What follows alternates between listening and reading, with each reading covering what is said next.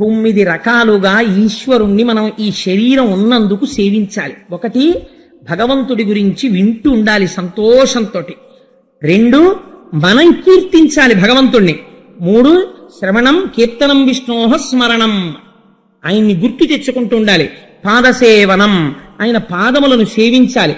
అర్చనం, అధాంగ పూజ అని పాదముల దగ్గర నుంచి శిరస్సు వరకు ఇక్కడ జ్ఞాపకం పెట్టుకుని పూజ చెయ్యాలి. అందుకని అర్చనం. వందనం, ఈ శరీరమునకున్నటువంటి అవయవములన్నీ భూమి మీద పడేటట్టుగా ఆయనకి నమస్కారం చెయ్యాలి. దాస్యం, తాను చేసినటువంటి ప్రతి పని చేత ఈశ్వరుడి యొక్క వైభవము ప్రకాశింపబడుతోందన్న బుద్ధితో తాను చెయ్యాలి. సఖ్యం, తాను ఈశ్వరుడికి చాలా దగ్గర వాడనన్న భావన రావాలి. త్యాగరాజస్వామి కీర్తనల గురించి వ్యాఖ్యానం చేస్తూ నేను ఈ మాట చెప్పాను. అస్తమానం ఇలా చేతులు కట్టేసుకుని నేనెంతటి వాణ్ణి స్వామి, నేనంతటి వాణ్ణి స్వామి, మీరే చాలా గొప్పవారు స్వామి, ఏమనుకోకండి స్వామి, నేను ఎప్పటికీ మీ పాదాల దగ్గరికి వస్తాను స్వామి అనకూడదు. ఒక స్వాతంత్రం ఉండాలి, సాన్నిహిత్యం ఉండాలి ఈశ్వరుడి దగ్గర. స్వామి నువ్వు తప్ప నాకెవరండి దిక్కో అని మీరు అడగగలగాలి నిలదీసి. అంతటి సఖ్యత పెంచుకోగలగాలి. సఖ్యం, ఆత్మనివేదనం, చిట్ట చివర ఉన్నది ఈశ్వరుడొక్కడే అన్న భావన పెంపొందించుకోగలగాలి. నిర్భయత్వాన్ని పొందగలగాలి. అందుకని నాన్న ఈ 9 రకాలైనటువంటి భక్తితో స్వామిని సేవించి సజ్జనుడై అలా నిలబడిపోవడం భద్రమంతు తలతు నిక్కంబు సర్వే దైత్యేశ్వర, అదే చాలా భద్రమైన విధానము అని లోపల నేను నమ్ముతున్నాను నాన్న. ఇదే నేను చదువుకున్న చదువుల యొక్క మొత్తము సారాంశము. హిరణ్యకశిపుడంటే కనబడ్డదల్లా నాది అని అనుభవించాలనేటటువంటి బుద్ధి కలిగినటువంటి వాడు. అటువంటి హిరణ్యకశిపుడు ఆయనకి మళ్ళీ 4 కుమారులు కలిగారు. వాళ్లే ప్రహ్లాదుడు, అనుహ్లాదుడు, సంహ్లాదుడు, హ్లాదుడు అని 4 కుమారులు. ఆ ప్రహ్లాదుడికి ఒక కుమార్తె, ఆమె పేరు సింహిక. ఆ సింహిక యొక్క కుమారుడే రాహువు. ఆ రాహువే ఇప్పటికీ మనకి పాపగ్రహం కింద సూర్యగ్రహణం చంద్రగ్రహణంలో కనపడుతుంటాడు. ఆయన మేరువుకి అప్రదక్షిణంగా తిరుగుతుంటాడు. మన సత్యనారాయణ స్వామి వారి వ్రత కథలో విన్నారు కదా. అందుచేత ఆయన హిరణ్యకశిప సంబంధాన్ని పొంది ఉన్నవాడు. రాక్షసులందరూ కూడా దితి సంతానం. దితి సంతానము కనుక వాళ్ళని దైత్యులు అని పిలుస్తారు. అదితి యొక్క సంతానం అందరూ కూడా సురలు, అంటే వాళ్ళు దేవతలై ఉంటారు. 2 భార్యలు కశ్యప ప్రజాపతి యొక్క సంతతే. కానీ కశ్యప ప్రజాపతి యొక్క తేజస్సు చేత జన్మించిన, దితి వలన జన్మించిన వారు దైత్యులవుతారు. అదితి చేత జన్మించినటువంటి వాళ్ళు దేవతలవుతారు. దితి అంటే 2 చూస్తుంది. 2 చూడడం, ఒక ఈశ్వరతత్వాన్ని చూడలేకపోవడం కాబట్టి దైత్యులయ్యారు. అదితి అంటే 2 చూడదు, ఒకటే చూస్తుంది ఈశ్వరుణ్ణి, అందుకని వాళ్ళు దేవతలయ్యారు. అటువంటి స్థితిలో ఆ హిరణ్యాక్షుడు మరణించినటువంటి సందర్భంతో ప్రారంభం చేస్తున్నారు. ఆయన యొక్క భార్యలు, తల్లిగారైనటువంటి దితి, వీళ్ళందరూ విలపిస్తున్నారు హిరణ్యాక్షుడు మరణించాడు అని. ఏడుస్తుంటే హిరణ్యకశిపుడు వచ్చాడు అక్కడికి. నిజంగా హిరణ్యకశిపుడు చెప్పిన వేదాంతం వింటేనండి మనకు అనిపిస్తుంది, వీడు రాక్షసుడేమిటా, ఇలా ఎవరు చెప్పగలరు వేదాంతం అనిపిస్తుంది. రాక్షసులంటే ఎలా ఉంటారో కళ్ళకి కట్టినట్టు చూపిస్తారు మహర్షి. అది ఆయన గొప్పతనం. ఆయన అన్నాడు, ఏడుస్తున్న భార్యల్ని తల్లిని చూసి నీరాగార నివిష్టపాంధుల క్రియన్ సంసార సంచారుల్ ఒత్తురు కూడి విత్తురు సదా సంగంబులేదొక్కచో శురుల్పోగిడి త్రోవ పోజను భవత్సు నుండు తల్లి మహాశూరుండాతడు తద్వియోగమునకున్ విలపింప నీకేటికి అని అడిగాడు. ఎంత చిత్రమైన మాట చూడండి. నీరాగార నివిష్టపాంధుల క్రియన్ సంసార సంచారుల్ ఒత్తురు కూడి విత్తురు సదా సంగంబులేదొక్కచో. ఎందుకమ్మా అలా ఏడుస్తావు అని మరదల్ని చూసి అంటున్నాడు. ఈ సంసారములో ఉండేటటువంటి వారి యొక్క స్థితి ఎలా ఉంటుందంటే, మంచి వేసవి కాలంలో బాటసారులు నడిచి వెళ్ళిపోతుంటే ఎక్కడ చలివేంద్రం ఉంటుంది, అందులో చక్కటి కుండలు పెట్టి చల్లటి నీళ్లు ఇస్తూ ఉంటారు. 4 గ్లాసులు పెడతారు, ఒక మనిషిని పెడతారు ఆ నీళ్లు పాడు చేయకుండా. అలా వెళ్ళిపోతున్న వారు ఆ ఎండ చేత తప్తమై ఒకసారి ఆ చలివేంద్రంలో కలుసుకుంటారు. అందరూ ఎందుకు కలుసుకున్నారు? అందరికీ దాహం ఉంది కాబట్టి కలుసుకున్నారు. అందరూ తలో గుక్కెడి నీళ్లు తాగుతారు. మీరు ఎక్కడెత్తున్నారండి అంటారు. ఏదో కాసేపు సమయం నడవాలి కాబట్టి ఎండ, మళ్ళీ బయటికి వెళ్ళే లోపల 5 నిమిషాలు ఆ తల కట్టుకున్న పాగా విప్పేసి దాన్ని దులుపుకుని 1 నిమిషం ఆ అరుగు మీద కూర్చుని అమ్మయ్యా కాసి నీళ్లు తాగేటప్పటికి ఎంత హాయిగా ఉందో ప్రాణమని అయ్యా మీరు ఎక్కడికి వెళ్తున్నారంటారు. నేను ఇలా పిఠాపురం వెళ్తున్నానండి అంటాడు ఒక ఆయన. ఆయన్ని అడుగుతాడు, మీరు ఎక్కడికి వెళ్తున్నారు అని అడుగుతాడు. నేను ఇలా ఇటువైపు రాజమండ్రి వెళ్తున్నానండి అంటాడు. అంటే ఈయనో దిక్కెడుతున్నాడు, ఈయనో దిక్కెడుతున్నాడు. ఇంకో ఆయన అడుగుతాడు, ఆయన జగ్గంపేట వెళ్తున్నానంటాడు. ఇంకో ఆయన అడుగుతాడు, అబ్బాయి నేను సముద్రం తోటకు పోతున్నానంటాడు. నలుగురు నాలుగు దిక్కులు ఎందుకు కనుక్కోవడం అంటే, ఒకరితో ఒకరి యొక్క అనుబంధం ఎంతవరకు అంటే కాసేపు అక్కడ విశ్రాంతి తీసుకునే వరకు. ఆ తర్వాత ఏం చేస్తారు, నలుగురం కలిసి మంచినీళ్ళు తాగామండి, బాగుండదు, నేను పిఠాపురం ఏంటి ఇలా రాజమండ్రియే పోతాను, ఈయనతో అనేమి వెళ్ళడు, ఆయన అలా పోతాడు ఈయన ఇలా పోతాడు. అలా అమ్మా ఈ సంసారములో ఉండేటటువంటి వారు ఏమిటో తెలుసా, ఎవరు ఎక్కడి నుంచి వస్తారో అసలు ఒకరికొకరే తెలియదు. నిజమే కదండి, నా భార్య నాకేం తెలుసు, ఆ తర్వాత ఎప్పుడో నాకు 25 ఏళ్ళు వచ్చిన తర్వాత నా భార్య ప్రవేశించింది జీవితంలోకి, ఆ తర్వాత నా పిల్లలు నాకే తెలియరు, ఆ తర్వాత వాళ్ళు పుట్టుకొచ్చారు. అందుచేత కాతే కాంత కస్తే పుత్ర సంసారోయమతీవ విచిత్ర కశ్యత్వం కక్కుతయాయాత తత్వం చింతియ తదీయభ్రాత అంటారు శంకర భగవత్పాదులు భజగోవిందంలో. ఒక్కసారి ఆలోచించు, ఎవరు నువ్వు, ఎక్కడి నుంచి వచ్చావు, నీ భార్య ఎవరు, నీ పిల్లలు ఎవరంటారు. అలా నీరాగార నివిష్ట పంధుల క్రియం సంసార సంచారులు ఒత్తురు కూడి విత్తురు సదా సంగంబులేదొక్కచో. అలా ఎవరితోనూ అనుబంధాలు ఉండవు. ఇక్కడ భర్తనంటాడు, శరీరం వదిలేస్తాడు, మళ్ళీ వచ్చే జన్మలో ఆరదవుతాడు, ఎవరికో భార్య అవుతాడు, అక్కడ శరీరం వదిలిపెడతాడు, ఇంకో లోకానికి ఎడతాడు, ఓ కుక్క అవుతాడు, అక్కడ తిరుగుతాడు. ఇన్ని అనుబంధాలు, ఎంతమందికి బిడ్డలో, ఎంతమందికి అన్నదమ్ముడో, ఎంతమందికి అక్క చెల్లెళ్ళో. అటువంటిదమ్మా ఎవరు మాత్రం శాశ్వతం అమ్మా, అందరూ వెళ్ళిపోతారు, ఏమిటి ఉండిపోయినట్టు ఏడుస్తావు ఎందుకు. కానీ నేను ఒక విషయం చెప్పనా అమ్మా, నీ కడుపున పుట్టినందుకు హిరణ్యాక్షుడు లాంటి కొడుకు ఉండడు. ఎందుకో తెలుసా, శూరిపోజడి త్రోవ పోజనుభవత్సూనుండు తల్లి తద్యోగమునకు విలపింప నీకేటికిన్. ఆయన వెళ్ళిన త్రోవ ఎటువంటిదో తెలుసా, మహాశూరులైనటువంటి వారు ఎటువైపుకు పెడతారో అలా వెళ్ళాడు. సాక్షాత్తు శ్రీమన్నారాయణుడితో యుద్ధం చేశాడు, వీరమరణం పొందాడు, ఉత్తమ లోకాల వైపుకు వెళ్ళిపోయాడు. అటువంటి వాడి కోసం ఏడుస్తారమ్మా, ఏడవకూడదు అని ఒక చిత్రమైన విషయం చెప్పాడు. పూర్వకాలంలో సుయుజ్ఞుడనబడేటటువంటి రాజు చాలా కాలం ప్రజల్ని పరిపాలించి అనేక మంది భార్యలు ఉండగా హఠాత్తుగా ఒకనాడు మరణించాడు. ఆ భార్యలు పుత్రులు అందరూ విలపిస్తున్నారు. యమధర్మరాజు గారు చూసి చాలా ఆశ్చర్యపోయాడు, ఆ ఏడుస్తున్న వాళ్ళందరినీ చూసి ఆయన గబగబా ఒక విప్రకుమారుడు అంటే ఒక బ్రాహ్మణుడి యొక్క కుమారుని యొక్క వేషంలో అక్కడికి వచ్చాడు. వచ్చి ఒక మాట చెప్పాడు, ఏమయ్యా మీ అందరూ ఎందుకు ఏడుస్తున్నారు ఇక్కడ, మచ్చిక వీనికెల్ల బహుమాత్రము చోద్యము దేహి పుట్టుచును చచ్చుతనుండ చూచెదరు తా చావకమానెడు వారి భంగి ఈ చచ్చిన వానికెచ్చెదరు ఇదెక్కడి చోద్యము ఎచ్చట నుండి పుట్టెనచ్చటికి పోవుట నైజము ప్రాణికోటికి. ఎంత గొప్ప పద్యం అండి, ఎంత వేదాంతం చెప్పాడండి హిరణ్యకశిపుడు. వాడి చూస్తే ఏమి చేయని వాళ్ళే ఉంటాడు, రాక్షసుడు. ఒకళ్ళకి చెప్పడానికి మాత్రం పరోపదేశ వేళాయాం సర్వే వ్యాసపరాశరాహ, ఇంకొకటికి చెప్పమంటే ప్రతివాడు వ్యాసుడు పరాశరుడే. తన దగ్గరికి వచ్చి అనుష్ఠానం చేయవలసి వచ్చేటప్పటికే కష్టంగా ఉంటుంది.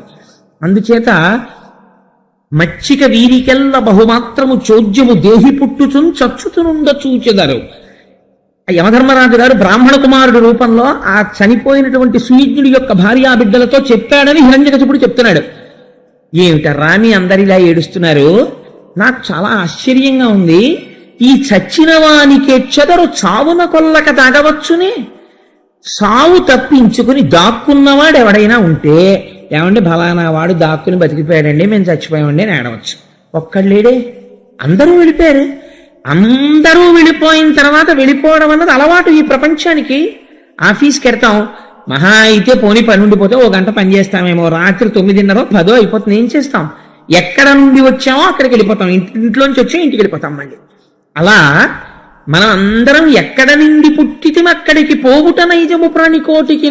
మనం పుట్టామంటే ఎక్కడి నుంచో బయలుదేరి అమ్మ కడుపులోకి వచ్చి అమ్మ కడుపులోంచి బయటికి వచ్చాం, ఎక్కడి నుంచి వచ్చామో అక్కడికి వెళ్ళిపోవద్దు మహాప్రస్థానంలోనూ. అందుకని వెళ్ళిపోతారు. వీళ్ళెవ్వరూ వెళ్ళని వాళ్ళలా, వాడొక్కడే వెళ్ళిపోయిన వాళ్ళే. వీళ్ళందరూ వాడి కోసం ఏడుస్తారు ఏమిటన్నాడు యమధర్మరాజు గారు. అంటే ఆయన ప్రొఫెషన్ అటువంటిది, ఆయన రోజు ఇదే చూస్తుంటాడు. ఆశ్చర్యంగా ఉంటుంది.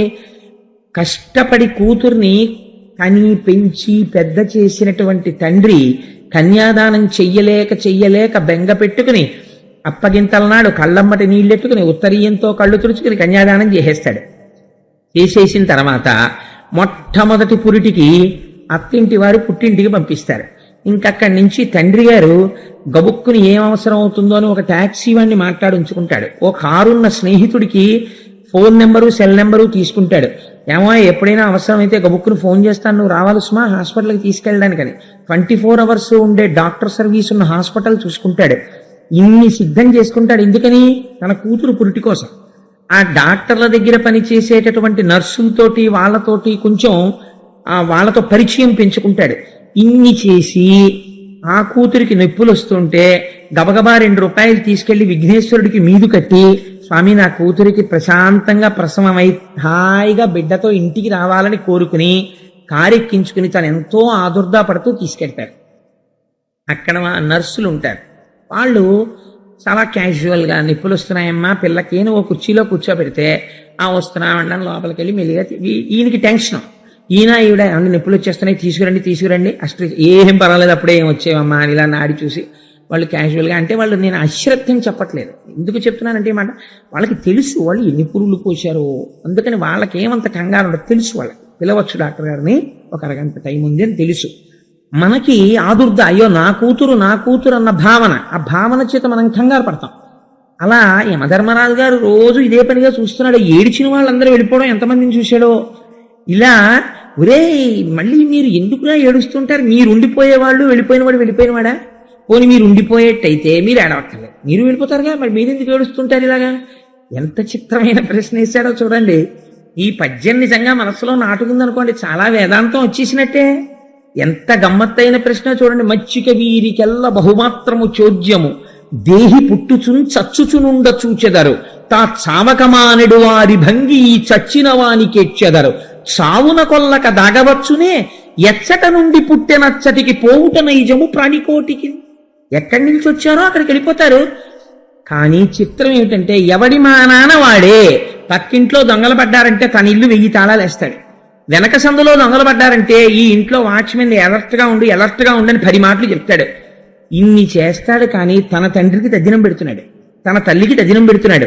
కాబట్టి వాళ్ళు వెళ్ళిపోయారు. కాబట్టి తను వెళ్ళిపోతానని ఒక్కనాటికి అంగీకరించాడు. ఏమంటాడంటే వాళ్ళకి తెలివి తక్కువ వాళ్ళని వెళ్ళిపోయారు, నేను ఎందుకు వెళ్తానంటాడు. ఈ మాయ లేదనుకోండి ఏ బ్రహ్మజ్ఞానులు అయిపోయినట్టే ప్రతివాడును. ఎవడికి వాడు నేను శాశ్వతమో అన్న భావనలో ఉంటాడు. ఆయన అన్నాడు హిరణ్యకశిపుడు, అమ్మా యథార్థమునకు ఎవ్వరు ఉండరు, ఇదొక భ్రాంతి, నేను ఉండిపోతానని ప్రతివాడు అనుకుంటాడు. కానీ ఒకడు ఉన్నాడమ్మా, వాడు ఈ కంటికి కనపడడు, వాడు ఇదంతా సృష్టిస్తాడు, వాడు ఇదంతా నడుపుతాడు, వాడు ఇదంతా తనలోకి తీసుకుంటాడు. ఎవ్వడు సృజించు ప్రాణుల ఎవ్వడు రక్షించి త్రుంచు ఎవ్వడనంతుండెవ్వడు విభుడెవ్వడు వాడివ్విధమున మనుచు బెనుచు హేళారతుడై. ఎంత గొప్ప విషయం చెప్పాడండి. ఎవ్వడు సృజించు ప్రాణుల, ఒక ఆయన ఉన్నాడమ్మా, ఆయనే ఈ ప్రాణుల్ని సృష్టిస్తూ ఉంటాడు. ఎవ్వడు సృజించు ప్రాణుల ఎవ్వడు రక్షించి త్రుంచు ఎవ్వడనంతుండెవ్వడు విభుడెవ్వడు వాడివ్విధమున మనుచు బెనుచు. వాడు ఆయన స్థితికారకుడై అందరినీ పోషిస్తాడు. ఆయనే అంచమునందు ప్రళయం చేసి ఏమీ తెలియని వాళ్లే మర్రాకు మీద పడుకుని బొటనవేలు నోట్లో పెట్టుకు చీకుతూ పడుకుని ఉంటాడు వటపత్రశాయి. అలా ఒకడు ఉన్నాడమ్మా, వాడమ్మా శాశ్వతుడు. ఈ శరీరముతో ఉన్నటువంటి వాడు తెలుసుకోవలసిందంటూ ప్రపంచంలో ఏదైనా ఉంటే వాణ్ణి తెలుసుకోవడానికి ప్రయత్నం చెయ్యాలి, వాడిలో కలిసిపోవడానికి ప్రయత్నం చెయ్యాలి. అంతేకాని వాడిపోయాడు వీడిపోయాడని ఏడుస్తూ కూర్చోవడం, అరిషడ్వర్గాలకి లొంగిపోవడం, కామక్రోధాలతో కొట్టుకోవడం, నేను నాది అనడం, ఇది కాదమ్మా గొప్ప. ఎవరుండిపోతారు? వెళ్ళిపోయిన వాడా మహాశూరుండాతడు. మహాశూరుడై శ్రీమన్నారాయణుడితో యుద్ధం చేసి వీరమరణం పొందాడు. నువ్వు ఎందుకమ్మా ఏడుస్తావు? తద్వియోగమునకు విలపింప నీకేటికి, దేనికి ఏడుస్తున్నారు మీరు అని అడిగాడు. అడిగి ఒక కథ చెప్పాడు. మీకు తెలుసా? మీకు ఒక కథ చెప్తాను, యమధర్మరాజు గారు చెప్పిన కథ. ఒక పూర్వకాలంలో ఒక చెట్టు మీద 2 పక్షులు ఉండేవి గూట్లో, ఒక మగపక్షి ఒక ఆడపక్షి. ఒక బోయవాడు అటుగా వెళ్ళిపోతూ కూలాడుకుంటూ మాట్లాడుకుంటున్న మగపక్షి ఆడపక్షి వీటి వెనకాతల గూట్లో కూర్చున్న చిన్న చిన్న పక్షి పిల్లల్ని చూశాడు. చూసి ఉండేలు బద్ద పెట్టి ఒక రాతితో ఆడపక్షి యొక్క గుండెల మీద కొట్టాడు. గిర్ర తిరుగుతూ ఆ పక్షి కింద పడిపోయింది.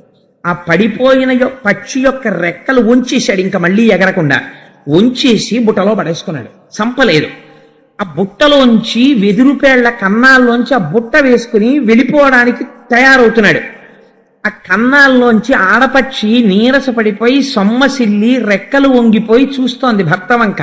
ఆ భర్త అంటున్నాడు, మన ఇద్దరం కలిసి ఇంతకాలం సంసారం చేశాం, నువ్వు రోజు పిల్లల్ని పెంచి పెద్ద చేశావు, ఈ గుడ్లు పొదిగావు, నాకేమి తెలియదు సంసారం, రేపటి నుంచి పిల్లలు లేవగానే అమ్మేది అమ్మేది అని అడుగుతాయి, నేను ఏమని సమాధానం చెప్పను, ఈ పిల్లలు ఆహారం కోసమని నోళ్లు తెరుచుకు చూస్తుంటాయి, నువ్వు లేని ఈ సంసారం నేను ఎలా చెయ్యను అని ఆ ఆడపక్షి వంక చూసి ఏడుస్తూ మాట్లాడుతున్నాడు.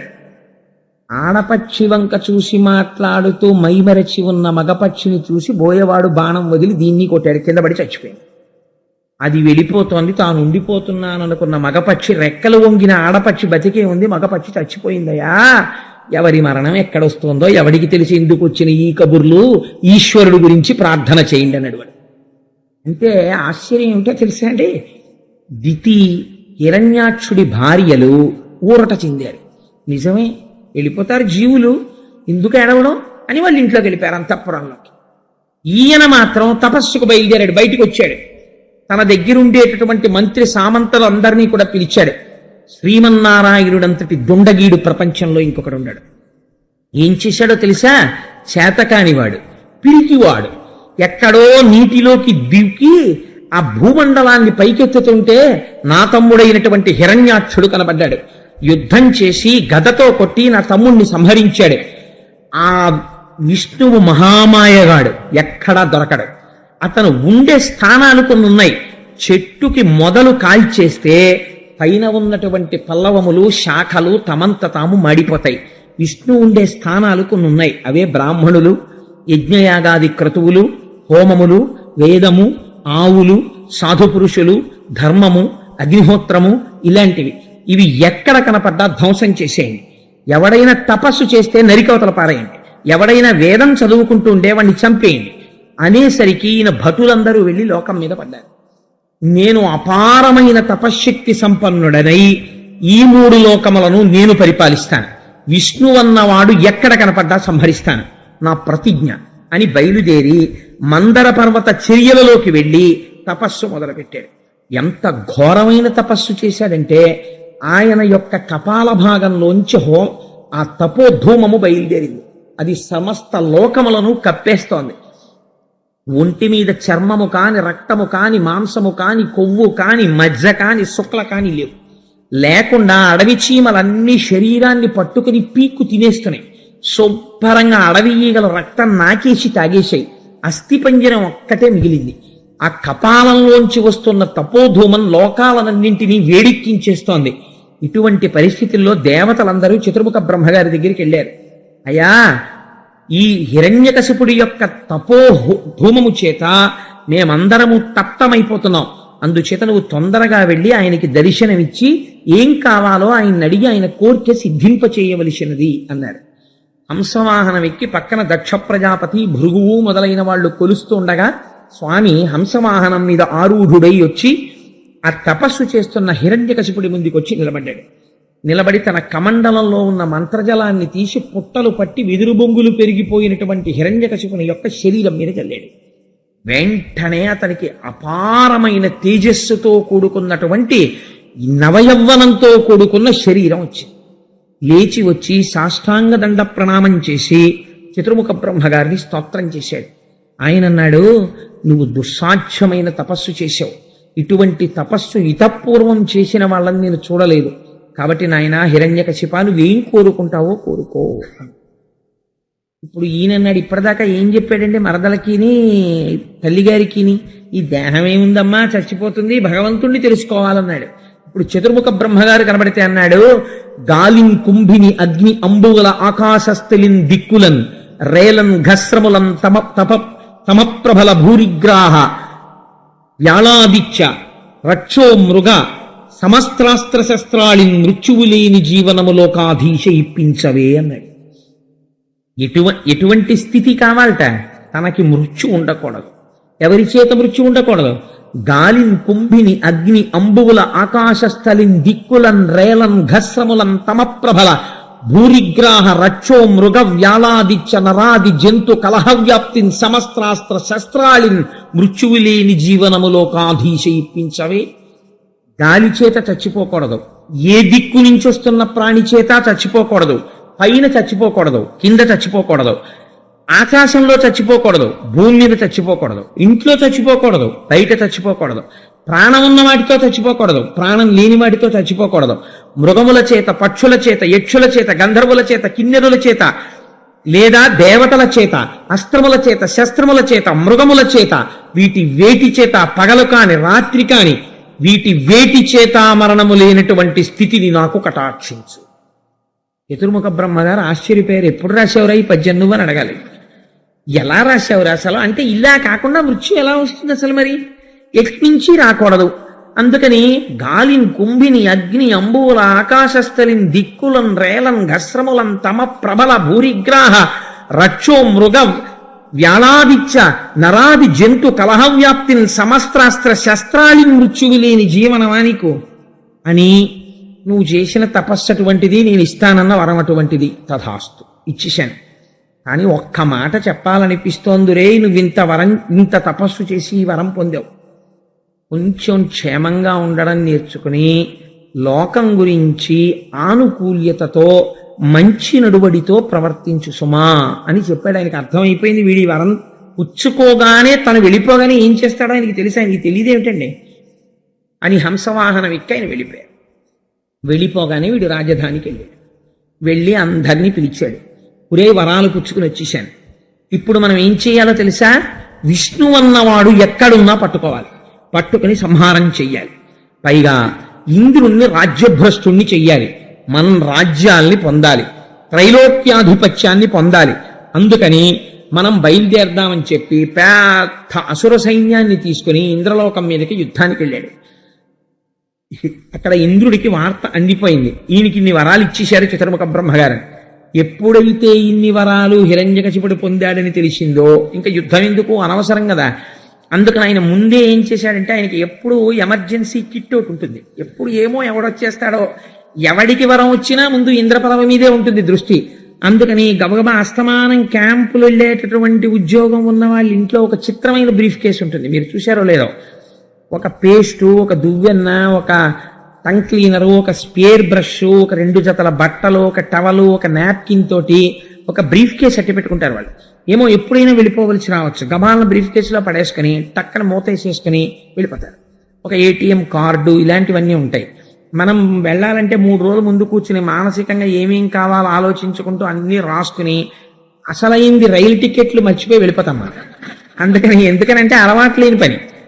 కానీ అస్తమానం క్యాంప్ వెళ్ళేటటువంటి అవసరం ఉన్న వాళ్ళు చాలా జాగ్రత్తగా పెట్టుకుంటారు. అలా ఇంద్రుడు కూడా బహుశా అలా అలవాటు పడి ఉంటాడేమో. అందుకని ఏమో వచ్చేస్తున్నాడు హిరణ్యకశిపుడు, ఏమిటి వాడి మర్యాద అని అడిగాడు. వరాలు చాలా ఉన్నాయని. అయితే పదండి ఇంకెందుకు యుద్ధం, పోదాం పదన్నాడు. మూటా ముల్లే సర్దేసుకున్నారు, ఖాళీ చేసేశారు. వీడు వచ్చాడు, వీడికి కండ కావడం, ఎవరిని కొడదామని చూస్తాడు వీడికి యుద్ధం లేదు. తిన్నగా అంతఃపురంలో ప్రవేశించాడు. కానీ ఒక మాట మాత్రం అన్నారు భాగవతంలో, విశ్వకర్మ చేత నిర్మింపబడినటువంటి అమరావతిని చూసి హిరణ్యకశిపుడు తెల్లబోయేట. ఎంత గొప్పగా ఉందిరా అనుకున్నాడు. అమరావతిని స్వాధీనం చేసుకున్నాడు. ఇంద్రుడు కూర్చునే సింహాసనం మీద తాను కూర్చున్నాడు. దిక్పాలురందరూ ఇప్పటి వరకు ఇంద్రుణ్ణి సేవించేవారు, వాళ్ళందరినీ తన దగ్గర పెట్టుకున్నాడు. ఎంత చిత్రమైన పని చేశాడో తెలుసా అండి. భాగవతం చదివితే ఆశ్చర్యపోతాం. దేవతలందరినీ కూడా రాక్షసుల పహరా చెప్తుండేవారు. హిరణ్యకశిపుడు రేపు పొద్దున్న బయలుదేరి పిఠాపురం, గొల్లప్రోలు, అనపర్తి, అన్నవరం మీదుగా విశాఖపట్నం వెడుతున్నాడు. సూర్యుడా రేపు నువ్వు అటువైపుకు ప్రకాశించకూడదు, మేఘాలు వెళ్ళండి, ఆయన అడ్డండి, అటువైపు ప్రకాశించకండి అంటే ఆయన మందమైనటువంటి వెలుతురుతో ఉండాలి. వాయువు చాలా ఆనుకూల్యంతో మెల్లగా వీయాలి. అగ్నిహోత్రుడు ఆయన ఇలా వండేసుకోవాలనుకుంటే గబగబా తన శక్తి అంతా పెట్టి వండేయాలి. అంటే ఆ ఇంటి పాచకుడు వంటవాడు అనమాట. అలా వాడుకున్నాడు అష్టదిక్పాలకుల్ని. ఆశ్చర్యం ఏమిటో తెలుసా అండి, వాళ్ళు శాసించారు రాక్షసులు. పన్నగములారా మీరు బుస కొట్టకూడదు, ప్రభువు పడుకున్నాడు అంటే పన్నగములు బుస కొట్టకూడదు, పడగలు దించేసుకుని ఉండాలి. సిద్ధులారా మీరు ఇప్పుడు చప్పుడు చేయకూడదు అంటే వాళ్ళు అలా ఉండాలి. ఆయన సింహాసనం మీద కూర్చుని ఎప్పుడు ఏ ఆర్డర్ వేస్తాడో తెలియదు. ఇంద్రుడు కూడా ఇలా చేతులు కట్టుకుని నిలబడి ఉండేవాడు. తన సంస్థానంలో తానే ఒక పరిచారికుడి కింద ఉండేవాడు. ఉద్యానవనంలో లీలావతితో విహరిస్తూ వాళ్ళు వీళ్ళు పాటలు పాడితే కుదరదు. ఒక శాడిస్టిక్ మెంటాలిటీ అని ఒకటి ఉంటుంది ప్రపంచంలో. అది ఎంత విచిత్రంగా ఉంటుందంటే, నారదుడు తుంబురుడు ఎప్పుడు శ్రీమన్నారాయణుడి మీద కీర్తనలు చేస్తూ ఉంటారు వీణ మీద. అందుకని వాళ్ళిద్దరినీ పిలిచి, మేమిద్దరము నందనవనంలో విహరిస్తుంటాం, మీరు ఈ చెట్లు చాట్ల కూర్చుని పాటలు పాడండి అనేవాడు. ఎవరి మీద? శ్రీహరి మీద పాడితే వాడు ఒప్పుకోడు. ఆహా హిరణ్యకశిప అని వీడి మీద పాడుతుండాలి. పాడుతుంటే వీడు ఉద్యానవనంలో విహరిస్తుంటాడు. ఎంత చిత్రమైన స్థితికి వెళ్ళాడో, ఎంత శాసనం చేశాడో చూడండి. అసలు యజ్ఞయాగాది క్రతువులు లేవు. హవిస్సులన్నీ హిరణ్యకశిపుడికే. ఎక్కడైనా యజ్ఞం చేసినా యాగం చేసినా ఒకటే మంత్రం. నేర్చుకోవడం చాలా తేలిక ఆ రోజుల్లో. ఏమిటంటే హిరణ్యకశిపాయ స్వాహ అంతే. అన్ని హిరణ్యకశిపుడికి. మొత్తం వాడే బుచ్చేసుకుంటాడు, వాడే తినేస్తాడు, అన్నీ వాడివి. వాడివిగా అనుభవించేవాడెవడో వాడే హిరణ్యకశిపుడు. కశిపు అంటే మంచం, అనుభవైక వైద్యం, అన్ని వాడే అనుభవంలో ఉంటాడు తప్ప ఇంకొకటి అనుభవించడాన్ని వాడు ఒప్పుకోడు. ఈ స్థితిలో భయంకరమైనటువంటి పరిపాలన సాగిస్తున్నాడు. ఇప్పుడు దేవతలందరూ చాలా రహస్యమైనటువంటి సమావేశం ఒకటి పెట్టుకున్నారు. అసలు అది పెట్టుకోవడమే చాలా కష్టం. ఎందుచేత? వీడికి తెలిసిందనుకోండి ప్రాణాలు ఎక్క తీసేస్తాడు. అందుకని చాలా కాన్ఫిడెన్షియల్గా సైగ చేసుకుని, రేపటి రోజున ఇన్ని గంటల ఇన్ని నిమిషాలకి మనం ఫలానా చోట కలుసుకోవాలి. అందులో ప్రమత్తత ఎక్కువ, గబుక్కుని జ్ఞాపకం ఉండదు, అనుమానమా ఎక్కువ. ఆదివారం నాడు పూజ అంటే పొద్దున్న సాయంకాలమా? కొంచెం సాయంకాలం పూజ అంటే ప్రవచనం ఉంటుందా ఉండదా? ఎన్ని అనుమానాలు. ఒకవేళ ఉంటే 9:30 అయిపోతుందా? అందుకని ఉండదండి, అంతసేపు ఉండదు. మిమ్మల్ని ఎలా ఉంచుతారు అంతసేపు? కాబట్టి ఏ 9:00కో 8:30కో పంపించేస్తారు. కాబట్టి లఘువైన ప్రవచనం ఉంటుంది. ఇలా ఇన్ని అనుమానాలు వస్తాయే. మరి అటువంటిది అంటే వాళ్ళకి ఎన్ని అనుమానాలు రావాలి? అంత సైగ చేసుకుని, అంటే ఇది మీరు దేనికి గమనించాలని నేను చెప్తున్నానంటే, యూ షుడ్ విజువలైజ్ ఆయన పరిపాలన ఎలా ఉండేదో చూడండి. ఇంద్రుడు మీటింగ్ పెట్టడానికి, సమావేశం పెట్టడానికి హడిలిపోతున్నాడు. ఊరే ఎవరిని పడితే వాళ్ళని పిలవకండి, కాస్త కడుపులో రహస్యం దాచుకోగలిగిన వాడినే పిలవండి అన్నారు. అందరూ కలిసి సమావేశం పెట్టారు. సమావేశం పెట్టి, ఈ కష్టాలు ఎలా తీరుతాయిరా అంటే ఎవడి కష్టం వాడు చెప్పుకున్నాడు. ఏం చెప్పమంటారండి, అగ్నిహోత్రుండని యజ్ఞయాగాది క్రతువుల్లో ఎంతో గౌరవించేవారు. ఋగ్వేదంలోనేమో నా గురించి మంత్రాలు చెప్పేవారు. ఇప్పుడేమో వాడు నన్ను పాచకుడు కింద వాడుకుంటున్నాడు. వాడికి ఎప్పుడన్నా చలేస్తే ఓ అగ్ని అంటే నేను ప్రజ్వరిల్లి వాడికి చక్కగా గోరువెచ్చగా ఉండేటట్టే నేను వెలగాలి. ఏడు నా కర్మ అని ఆయన. వీళ్ళందరూ ఇలా మాట్లాడుకుంటుంటే మన కష్టాలు తీరే మార్గం ఏమిటి అన్నారు. ఒక్కడే, మనకి ఎప్పుడూ కష్టాలు తీర్చేవాడు ఎవడు? ఒక్కడే ఉన్నాడు. అందుకని ఎవరికి డబ్బు లోటు వచ్చినా ఆఫీసులో వెంకటరత్నం గారే గుర్తొచ్చినట్టు. కాబట్టి ఏం చేయాలి? అందరూ కలిసి శ్రీమన్నారాయణుణ్ణే ప్రార్థన చెయ్యాలి. అందరూ కలిసి శ్రీమన్నారాయణుడు. ఇప్పుడు వైకుంఠానికి వెడుతుంటే మధ్యలో ఎవరన్నా చూస్తే ప్రమాదం. కాబట్టి ఏం చేయాలి? ఇక్కడే కూర్చొని లోపల ప్రార్థన చెయ్యాలి ఆయన. ఇది శ్రీమన్నారాయణుని యొక్క అనుగ్రహం అంటే. ఇది మీరు గుర్తుపట్టాలి. ఇప్పుడు వాళ్ళు కనీసం వైకుంఠం వేపుకి కూడా అడుగు వెయ్యలేరు. ఇటువంటి వాళ్ళు కష్టంతో ఎక్కడున్నారో అక్కడే కూర్చుని ప్రార్థన చేస్తున్నారు. అక్కడికి తానొచ్చి పలకాలి, పలికి వాళ్ళకి ఊరట కల్పించాలి. ఇది స్వామి యొక్క అనుగ్రహం అంటే. వాళ్ళు అంతర్ముఖులై, స్వామి మా కష్టాల్ని తీర్చగలిగినటువంటి పరబ్రహ్మము నువ్వే, మమ్మల్ని ఎలా అనుగ్రహిస్తావు అని ప్రార్థన చేస్తున్నారు. మీరు నేను సభాముఖంగా చెప్పాను అని అనుకోకపోతే మీకు ఒక గొప్ప రహస్యం చెప్తాను. నేను ఒకనాడు ఒక కామ్యార్థినై, నాకు జీవితంలో ఒక చాలా గొప్ప ప్రమాదం ఒకటి వచ్చింది, ఒక గొప్ప సంకట స్థితిని పొందాను ఒకానొక నాడు. అంటే అది నా కొడుకుకి జరిగినటువంటి ఒక యాక్సిడెంట్ రూపంలో పొందాను నేను. పొందితే అప్పుడు వాడికి చాలా ప్రమాదకరమైన విషయం జరిగితే, వాడు స్వస్థితిని పొందితే, ఒకసారి నా కూతురు విషయంలో ప్రయోగం చేసి సక్సెస్ అయ్యాను. అందుకని సత్యనారాయణ మళ్ళీ నేను నడిచి నీ కొండకొస్తాను అన్నాను. కానీ ఈ ప్రవచనాలు లేకపోతే ఆఫీసు హడావిడిలో జ్ఞాపకంలో ఉంది వెళ్ళాలని, కానీ ఆలస్యం అయిపోతుంది. మార్చి వచ్చేసింది, ఎండలు ఎక్కువైపోతున్నాయి. సరే మనం బయలుదేరిపోవాలని ఒకరోజు బయలుదేరిపోయాను. ఆ పాదయాత్ర బయలుదేరి నడిచి వెళ్ళిపోయాను. నడిచి వెళ్ళిపోయి సాయంకాలం 6:30 అయింది. కొండ దగ్గరికి వెళ్ళేటప్పటికి ఎవ్వరు లేరు, ఒక్కడే భాగవతం పారాయణ చేసుకుంటూ వెళ్ళిపోయాను. ఈశ్వరుడే నా కొడుకుని రక్షించేటప్పుడు ఆ కొండెక్కేసి స్వామి దర్శనం చేసుకోవడానికని లైన్లో వెళ్ళి నించున్నాను. నించుంటే అప్పటి వరకు నడిస్తే అడుగు తీసి అడుగు వెయ్యగలిగేవాడిని. కానీ ఎప్పుడైతే నించున్నానో ఎదురు వాళ్ళు నడిస్తే కాలు లేచేది కాదు, క్యూలో అడుగు తీసి అడుగు వేయడానికి. ఎవరో ఒక ఆయన గబగబా వచ్చి అన్నాడు, మేస్టర్ మీరు ఏమిటండి క్యూ నడిచేస్తుంటే మీరు అలా నడుస్తారేమిటి? ఓపిక ఉన్నవారే కదా, అంత మనిషి ఉన్నారు, అడుగే ఇద్దా అన్నాడు. నేను అన్నాను, అయ్యా లేదండి, నేను ఒక కామ్యం కోసం మొక్కుకుని నేను కాకినాడ నుంచి తెల్లవారుజామున బయలుదేరి పాదయాత్రలో వచ్చాను, కాళ్ళు పట్టేసేయండి, అడుగు పట్టలేదు, అందుకని నిలబడిపోతున్నాను అన్నాడు. ఆయన ఎవరో నాకు తెలియదు. ఆయన వెంటనే ఒకరిని పిలిచి తాళాలు తీ అన్నాడు. వారు గబగబా తాళాలు తీసేశారు. మాస్టారు మీరు నా వెనకాతలు రండి అన్నాడు. అని చెయ్యి పట్టుకుని నేను ఆయన అయ్యా మీరెవరు అని అడుగుదామంటే కుదరట్లేదు. అడుగులు వేసుకుంటూ తీసుకెళ్లి తిన్నగా సత్యనారాయణ స్వామి వారి అంతరాలయంలోకి తీసుకెళ్లి వీరి గోత్రనామాలతో పూజ చేయండి అని. వాళ్ళు గోత్రనామాలతో పూజ చేసి నాకు ప్రసాదం ఆ పువ్వులు అవి నిర్మాల్యం ఇచ్చారు. తీసుకుని నేను దిగలేక మెట్లు దిగుతున్నాను ఏంటి స్వామివారి యొక్క కింద యంత్రాలయం దగ్గరికి. ఆయన మళ్ళీ వచ్చి లోపలికి ఈయన లోపలికి పంపండి అన్నారు. అయితే వాళ్ళు పంపించేశారు. ప్రదక్షిణం చేసిరండి మాస్టారు అన్నాడు. చేసేసి వచ్చేసాను. మళ్ళీ చెయ్యట్టుకుని ఆయన కనపడ్డ వాళ్ళందరూ ఆయనకి నమస్కారం సార్ అంటున్నారు. ఆయన ఎవరో అడుగుదామంటే నాకు కుదరట్లేదు. ఇలా తీసుకెళ్ళి ఆయన నన్ను ప్రసాదాలు కొనుక్కునే దగ్గరికి వెళ్ళి కూర్చున్నాను. లేచి వెళ్ళి టోకెన్ కొనుక్కుని ప్రసాదం కొనుక్కోవడానికి ఓపిక లేదు. ఆయన అన్నారు, ఏమండి మీరు ప్రసాదం తీసుకోవాలేమో అన్నారు. అవునండి అన్నాను. ఆ డబ్బులు ఇలా ఇవ్వండి, నేను తెచ్చి పెడతాను అన్నారు. నేను డబ్బులు ఇచ్చాను. ఆయన ప్రసాదం ప్యాకెట్లు తెచ్చి నాకు ఇచ్చేశారు. మాస్టారు ఓ కప్పు కాఫీ తాగండి అని వెళ్ళి ఓ కప్పు కాఫీ తెచ్చి ఇచ్చారు. కాఫీ తాగాను.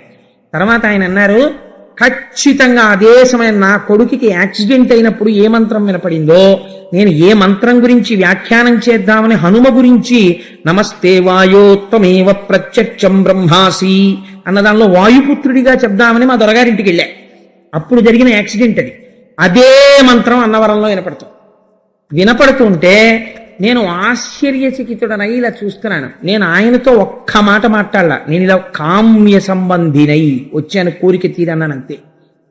ఆయన నా దగ్గరకు వచ్చి నిలబడన్నారు, మాస్టారు మీరు ఎప్పుడైనా సరే ఆపద వచ్చినప్పుడు ఇక్కడ శుద్ధితో ఈశ్వరుడున్నాడు అని నమ్మి మీరు అడిగితే మా స్వామి ప్రభావం ఈ యంత్రాలయంలోంచి ఎక్కడికైనా వినపడుతుంది. ఈ బ్రహ్మాండంలో వినబడి మిమ్మల్ని ఆదుకోగలడు. మీరు ఆదుకోగలరు కాబట్టే ఏ మంత్రం గురించి మీరు వెళ్ళారో ఆ మంత్రం వినపడుతుండగా మీరు ఇవాళ ప్రసాదం నా చేత్తో పట్టుకున్నారు. సంతోషం, మీ కార్యం తీరింది కదా అని వెళ్ళిపోయాడు. వెళ్ళిపోతే నేను ఆయన అయ్యా మీరెవరో అని అడుగుదామని ప్రయత్నం చేస్తున్నాను, కాళ్ళు సహకరించట్లేదు. ఈలోగా నేను మెల్లిగా లేచి ఆయన వెళ్ళిపోయాను తీసుకువెళ్ళి అక్కడ కనపడ్డ వాళ్ళని ఆయన ఎవరండి ఇలా వెళ్ళినాయి ఎవరు వెళ్ళారండి అంటాడు. ఎవరు వెళ్ళారంటే నేను ఒక ఆయన ఇప్పుడు నాకు సహాయం చేశారండి, గుళ్ళోకి కూడా తీసుకెళ్లారు, నాకు అర్చన చేయించారు, ఇంకా మళ్ళీ గుళ్ళోకి ఎక్కడానికి కాళ్ళు సహకరించవు.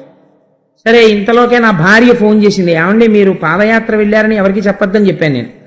మీరు పాదయాత్రకు వెళ్ళారని తెలిసింది, శివకుర్తి భాస్కరారు అయ్యో ఒకవైపే కదమ్మా మొక్కారైనా రెండో వైపు వారిని నేను కొండ మీదకి వెళ్ళి కారులో తీసుకొచ్చేస్తానని.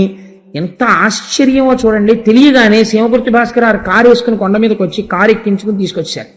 తీసుకొస్తే 1 గంట కారులో ట్రావెల్ చేసి ఇంటికి వచ్చిన తర్వాత నన్ను ప్రాక్టికల్ గా ఎక్కడో ఏదో ఫ్రాక్చర్లు అయిపోయిన వాడిని దింపినట్టు చేతుల కింద చేతులు వేసి దింపి నెట్లెక్కిస్తుంటే సందులో వాళ్ళు ఏమైంది దీనికి ఎలా దిగుతున్నాడు అనుకున్నారు. కానీ అంటే నేను ఎందుకు ఈ విషయం మీకు మనవి చేశానంటే స్వానుభవాలు చెప్పడానికి నేను ఇష్టపడను సభల్లో. అయితే ఇవాళ ఎందుకు చెప్పానో తెలుసా అండి, ఈశ్వరుడు పూజామందిరంలో కూర్చుంటే దొరికేవాడు కాడండి. నారాయణుడు ఎంత కరుణామూర్తి అంటే మీరు ఎక్కడ కూర్చుని ఆర్తితో స్వామి ఉన్నాడు అని నమ్మి మీరు ఆయన్ని పిలిస్తే ఆయన పలికి తీరుతాడు. అలా జరిగి తీరుతుంది. నేను స్వానుభవం చెప్తున్నాను. నేను ఉట్టినే ఉపన్యాసం చెప్పట్లేదు, ఒక పరమ యథార్థాన్ని మీకు ఆవిష్కరించాను.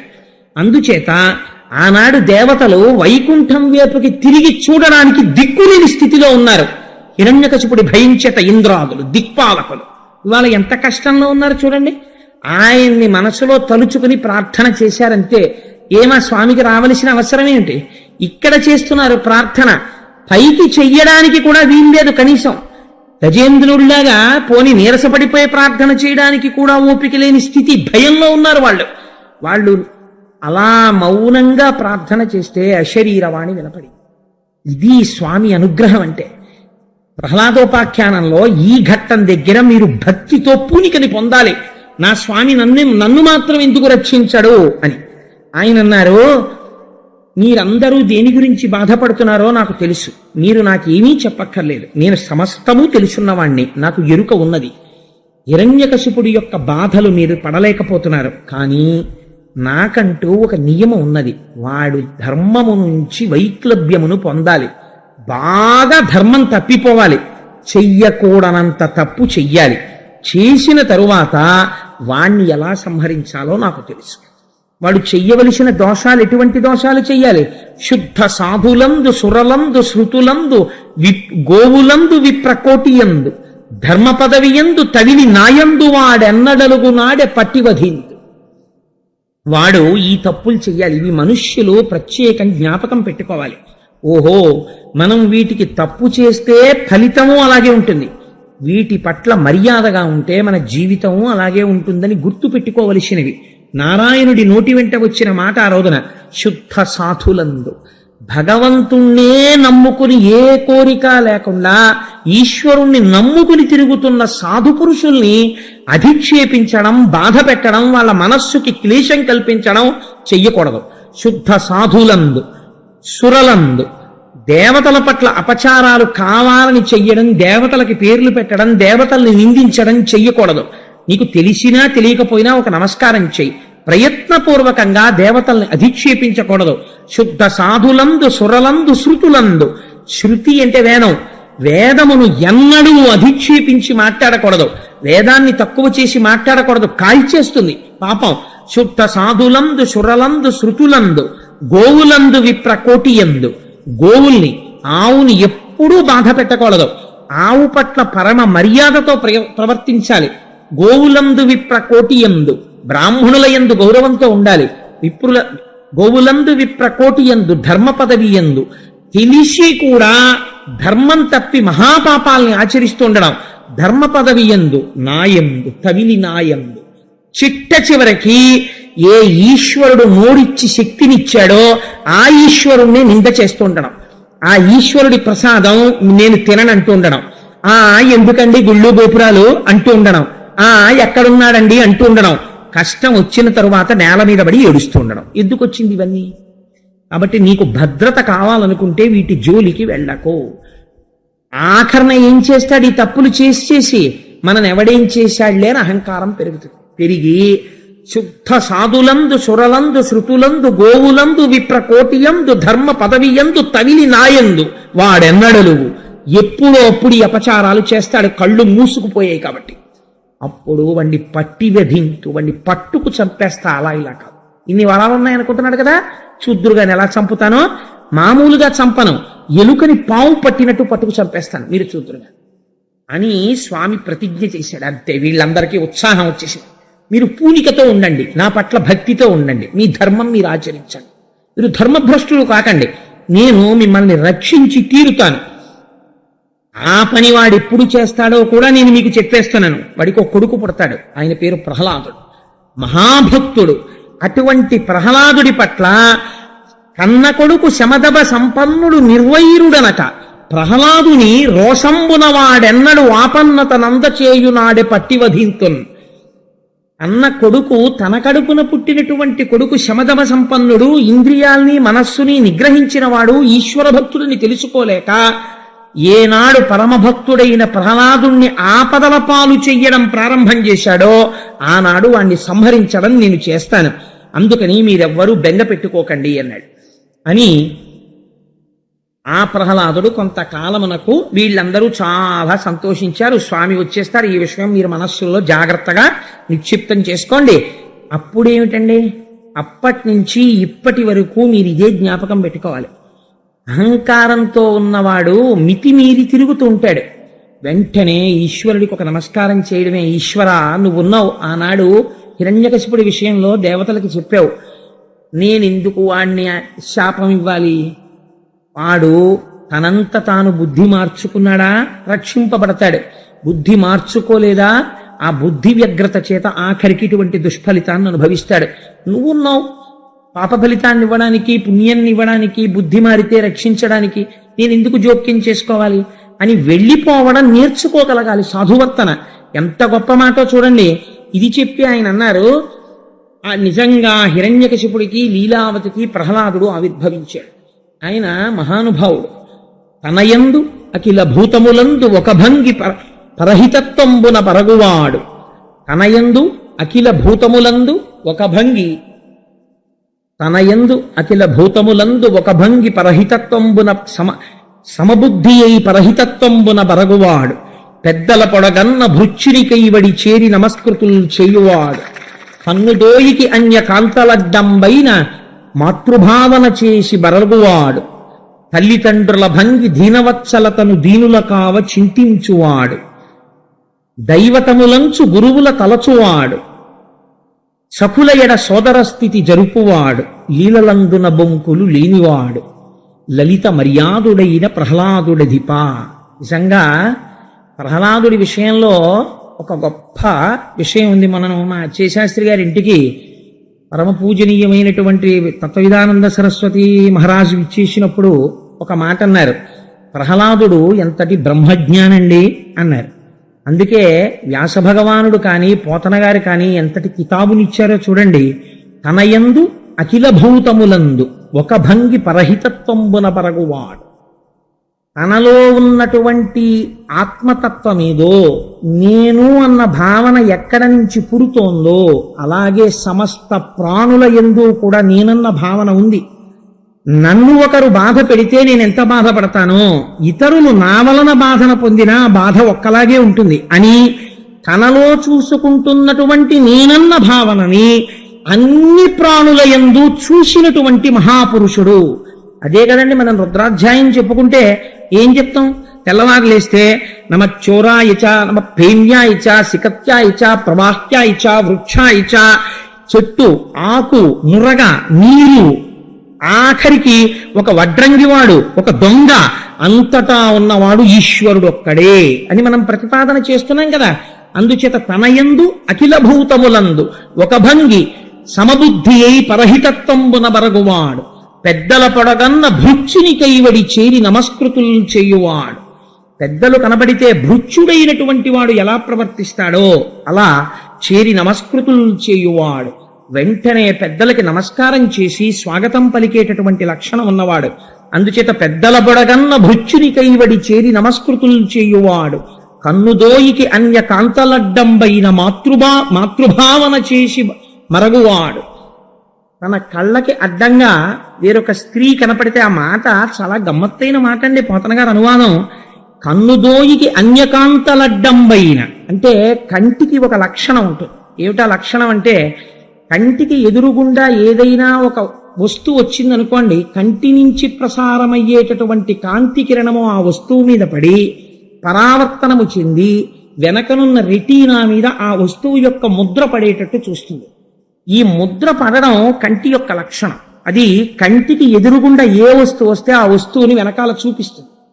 అదే ఇప్పుడు ఈ వస్తువుని చూసినటువంటి మనస్సు ఎలా ప్రవర్తిస్తోందన్న దాన్ని బట్టే మీ యొక్క బంధనము కానీ మోక్షము కానీ ఆధారపడి ఉంటాయి. కారణం బంధమోక్షయోహో, ఆ మనస్సే కారణమవుతుంది.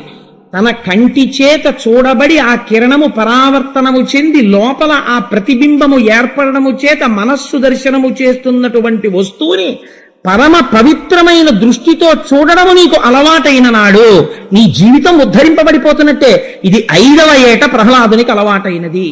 కంటికి ఎదురుగుండా స్త్రీ కనపడితే కేవలము మాతృభావన చేసి బరగువాడు. మా అమ్మ ఇలా కనపడింది అనేటటువంటి భావనతో ప్రవర్తించేటటువంటి స్వభావం ఉన్నవాడు. అటువంటి వాడు తల్లిదండ్రుల బుద్ధి దీనుల ఎడ, ఎవరైనా దీనులైనటువంటి వారు కనపడితే అలా ప్రవర్తించగలగడం చాలా గొప్ప విషయం అండి. ఎందుకంటే ఒక తల్లిదండ్రులకి ఒక 4 కొడుకులు ఉన్నారనుకోండి, అందులో 3 చాలా ఐశ్వర్యవంతులై, ఒకడు ఐశ్వర్య భ్రష్టుడై విద్య లేక వివేకం లేక వెనకపడిపోయి ఉంటే తల్లిదండ్రుల మనస్సు ఎవరి మీద ఎక్కువగా నిక్షేపింపబడి ఉంటుంది అంటే, అయ్యో పాపం వాడికి ఏమీ తెలియదు, వాడు పాపం వెనకబడిపోయాడు, మంచి ఉద్యోగం లేదు, చదువా లేదు, ఓ రూపాయా లేదు, ఎలా వృద్ధిలోకి వస్తాడని తల్లిదండ్రులు వాడి గురించి ఆలోచిస్తుంటారు. ఆ దీనుడైనటువంటి వాడిని చూసి వీడు పరమదీనుడు, అందుకని నేను వీడిని లెక్క పెట్టేదేమిటి అన్న భావన రావడం అహంకారం. దీనుణ్ణి చూసి వీడు పరమదీనుడు, ఈశ్వరుడు దీనుడిగా కనపడి నా చేత 1 రూపాయి వాడికి దానమిచ్చాననేటటువంటి పుణ్యమును నాకు కల్పించి నాకు ఉత్తరోత్తర సుఖమును కల్పించడానికి ఆలంబనముగా ఈశ్వరుడే నాకు ఎదురుగుండా దానము పట్టడానికి ఇలా కనపడి నన్ను ఉద్ధరిస్తున్నాడన్న భావన చేత ఇచ్చి నమస్కరించగలగడం సంస్కారానికి నిదర్శనం. అందుకే మన భారతీయ ధర్మంలో ఇచ్చిన వాడికి పుచ్చుకున్నవాడు నమస్కారం చేయడు, పుచ్చుకున్నవాడికి ఇచ్చినవాడు నమస్కారం చేస్తాడు. అయా పుచ్చుకుని నన్ను ధరించాడు అంటాడు. అందుచేత దీనుల ఎడ తల్లిదండ్రుల భంగి ధర్మవత్సలతను దీనుల ఎడ కాపాడువాడు, దైవతములంచు గురువుల తలచువాడు, ప్రచరణాదులతో కదిలి వస్తున్నటువంటి ఈశ్వరుడే అన్న భావన కలిగినటువంటి వాడు, సఖుల ఎడ సోదర స్థితి జరుపువాడు, తనతో కలిసి చదువుకుంటున్నటువంటి స్నేహితులు ఎవరున్నారో వాళ్ళని స్నేహితులుగా చూసేవాడు కాదుట, తన తోడ పుట్టిన వాళ్ళగా చూసేవాట. సఖుల ఎడ సోదర స్థితి జరుపువాడు, లీలలందున బొంకులు లేనివాడు, తను ప్రహ్లాదుడు పుట్టినదాదిగా అబద్ధమాడినటువంటి సంఘటన ఒక్కటి లేదు. ఎప్పుడు అటువంటి సంఘర్షణతో కూడిన వాతావరణంలో తండ్రి హిరణ్యకశిపుడు, ఉన్నది రాక్షస రాజ్యం, గురువులు చండామర్కులు, ఉన్నది రాక్షస విద్యార్థులు, ఇటువంటి వారితో కలిసి ఉన్నటువంటి వాడు ఒక్కనాడు అబద్ధమాడింది లేదు. లీలలందున బొంకులు లేనివాడు, అన్నిటికన్నా ధైర్యం దేనికి ఉండాలో తెలుసా అండి? సత్యం మాట్లాడడానికే ఉండాలి. అసత్యం మాట్లాడడానికి ధైర్యం ఎందుకండి? పిరికితనం ఉంటే చాలా అసత్యం మాట్లాడచ్చు. అందుచేత లీలలందున బొంకులు లేనివాడు, లలిత మర్యాదుడైన ప్రహ్లాదుడధిప, అంతటి మర్యాద కలిగినటువంటి వాడు ప్రహ్లాదుడు. అటువంటి ప్రహ్లాదుడు గురించి ఎంత గొప్ప పద్యాన్ని ఇచ్చారంటే, నిజంగా పోతన గారు ఎంత గొప్ప పద్యాన్ని శ్రీమన్నారాయణుడు ఆయన గుణముల గురించి ఆవిష్కరించాడంటే, గుణనిధియకు ప్రహ్లాదుని గుణములనేకములు కలవు, గురుకాలమునన్ గణితింప నశక్యములు, ఫణిపతికి బృహస్పతికి భాషాపతికి. సాధారణంగా కబీర్ దాస్ గారు శ్రీమన్నారాయణుడు గురించి ఓ మాట అన్నారు, ధరతీ సబ్ కాగజ కరవు లేకిని సబ్ బనరాయ్ సాత్ సమందికి మసికరవు హరిగుణ లిఖానజాయ్ అన్నారు. నేను ఈ భూమండలాన్నంతటినీ ఒక కాగితంగా మార్చుకుని, ఈ భూమండలం మీద ఉన్న అరణ్యాలలో ఉన్న చెట్లనన్నింటినీ కలంగా మార్చుకుని, 7 సముద్రాలను సిరాగా మార్చుకుని, నేను శ్రీహరి యొక్క గుణములను వ్రాయడం మొదలు పెడితే ఇవేవీ సరిపోలేదు అన్నారు. అటువంటి శ్రీమన్నారాయణుడు ప్రహ్లాదుడు గురించి వచ్చేటప్పటికంటారు, గుణనిధియకు ప్రహ్లాదుని గుణములనేకములు కలవు, గురుకాలమునన్ గణుతింప నశక్యములు. ప్రహ్లాదుడి గుణాలు ఇన్ని అన్నీ అని చెప్పడం కుదరదు, పుట్టినది రాక్షస జాతిలో, కానీ గణుతింప నశక్యములు. ఎవరు చెప్పలేరు అంటే, ఫణిపతికి బృహస్పతికి భాషాపతికి. 1000 పడగలు కలిగినటువంటి ఆదిశేషుడు ప్రహ్లాదుడి యొక్క గుణములను చెప్పలేడు. బృహస్పతికి, దేవగురువైనటువంటి బృహస్పతి చెప్పలేడు. భాషాపతికి, సాక్షాత్తుగా సరస్వతీదేవి యొక్క భర్త అయినటువంటి చతుర్ముఖ బ్రహ్మగారు చెప్పలేరు. అన్ని గుణములు కలిగినటువంటి వాడు. అటువంటి ప్రహ్లాదుడు పానీయంబులు త్రాగుచున్, కుడుచుచున్, భాషించుచున్, హాసలీలా నిద్రాదులు చేయుచున్, తిరుగుచున్, లక్షించుచున్, సంతత శ్రీనారాయణ పాదపద్మజుగళి చింతామృతాస్వాదుండై మరచన్ సురారిసుతుడే తద్విశ్వమున్ భువరా.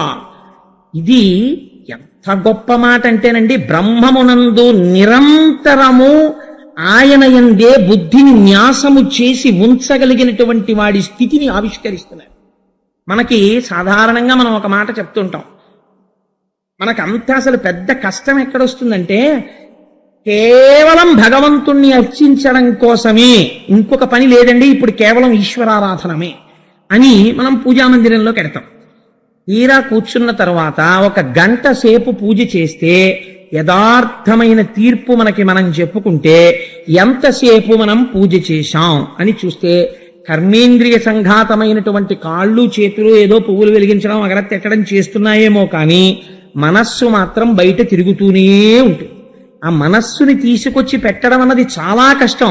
గభీరే కాసారే విశతి విజనే ఘోర విపినే విశాలే శైలే చ భ్రమతి కుసుమార్ధంజలమతి సమర్పై చేత సరసిజముమానాధ భవతే సుఖేనావస్థాతుం జనహ్య నజానాతి కిమహో అంటారు శివానందలహరిలో శంకర భగవత్పాదులు, ఎవరడిగాడు రా ఇవన్నీ, నీ మనస్సన్న పుష్పాన్ని తీసుకెళ్లి పరమేశ్వరుడి పాదపద్మముల యందు పెడితే సంతోషపడిపోతాడు రా స్వామి, ఈ బాహ్యార్చన ఆయన కోరుకోలేదు అంటారు.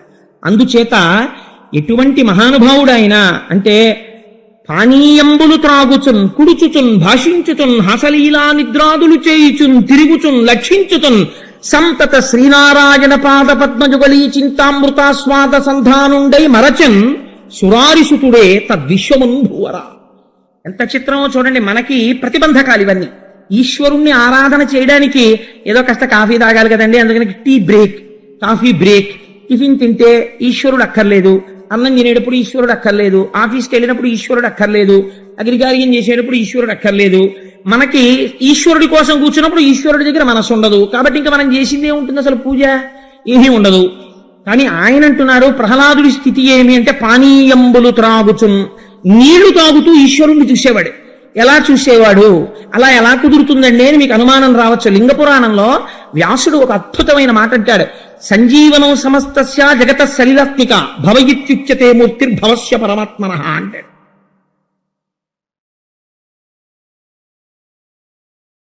ఒక భూతమునకు వ్యతిరిక్తముగా వేరొక భూతమును ఈశ్వరుడు సృష్టించాడు. అగ్ని ఈశ్వరుడి చేత సృష్టింపబడింది. అటువంటి అగ్ని తప్పం చేసి దాహం కలిగేటట్టు చేస్తుంది. ఈశ్వరుడి చేతనే నీరు సృష్టింపబడింది. ఈశ్వరుడి చేతనే సృష్టింపబడినటువంటి నీరు తాగుతుంటే ఈ లోపల కలిగినటువంటి తాపము చల్లారిపోయి ప్రాణములు నిలబడతాయి నీటి వల్ల. ప్రాణములు నిలబెట్టగలిగిన స్థితి నీటికి మాత్రమే ఉన్నది. ఒక ఆయన మూర్ఛ వచ్చి పడిపోయాడు అనుకోండి, నీరసం వచ్చి, ఆయనకి గబగబా తీసుకొచ్చి అన్నం తీసుకొచ్చి మొహం మీద కొట్టరు, నీళ్లు కొడతారు. ఆయనకి స్పృహ రాగానే తీసుకొచ్చి కాస్త కూర అన్నమో పప్పు అన్నమో పెట్టరు, కాసిన నీళ్లు పట్టిస్తారు. సంజీవనం సమస్తస్య జగత సలిలాత్మిక, నీటి రూపంలో ఉండి ఈశ్వరుడు బ్రతికిస్తున్నాడు. ఆ నీటి వంక చూడగానే మీకు ఆ కృతజ్ఞతాభావము కలిగి బ్రహ్మాండమునందు ఈశ్వరుడి చేత సృజింపబడినటువంటి జలములు ఈ ఈశ్వరుడి చేత సృష్టింపబడినటువంటి పిండాండమునందు ప్రవేశించి ఈ తాపమును చల్లార్చి దీనిని నిలబెట్టి శరీరం అద్యంకులకిది ధర్మసాధనం అంటాడు కాళిదాసు. ఈ శరీరము ధర్మబుద్ధితో ఈశ్వర కైంకర్యము చేసుకోవడానికి వీలుగా ఈశ్వరుడు నిలబెడుతున్నాడు అన్న భావనతో మీరు నీరు తాగారనుకోండి, అప్పుడు మీరు పానీయంబులు త్రాగుచు నీళ్లు తాగుతూ మీరు ఈశ్వరార్చన చెయ్యలేదు. ఇక్కడ మీరు రమిస్తున్నారా లేదా? అలా ప్రతి విషయంలో పానీయంబులు త్రాగుచున్ కుడుచుచున్ భాషించుచున్ హాస లీలా నిద్రాదులు చేయుచున్ తిరుగుచున్ లక్షించుచున్. శంకరాచార్యులు వారు అంటారు సౌందర్యలహరిలో, జపో జల్పశిల్పం సకలమపి ముద్రా విరచన గతి ప్రాదక్షిణ్యాక్రమణమశనాజాహుతి విధి అంటారు.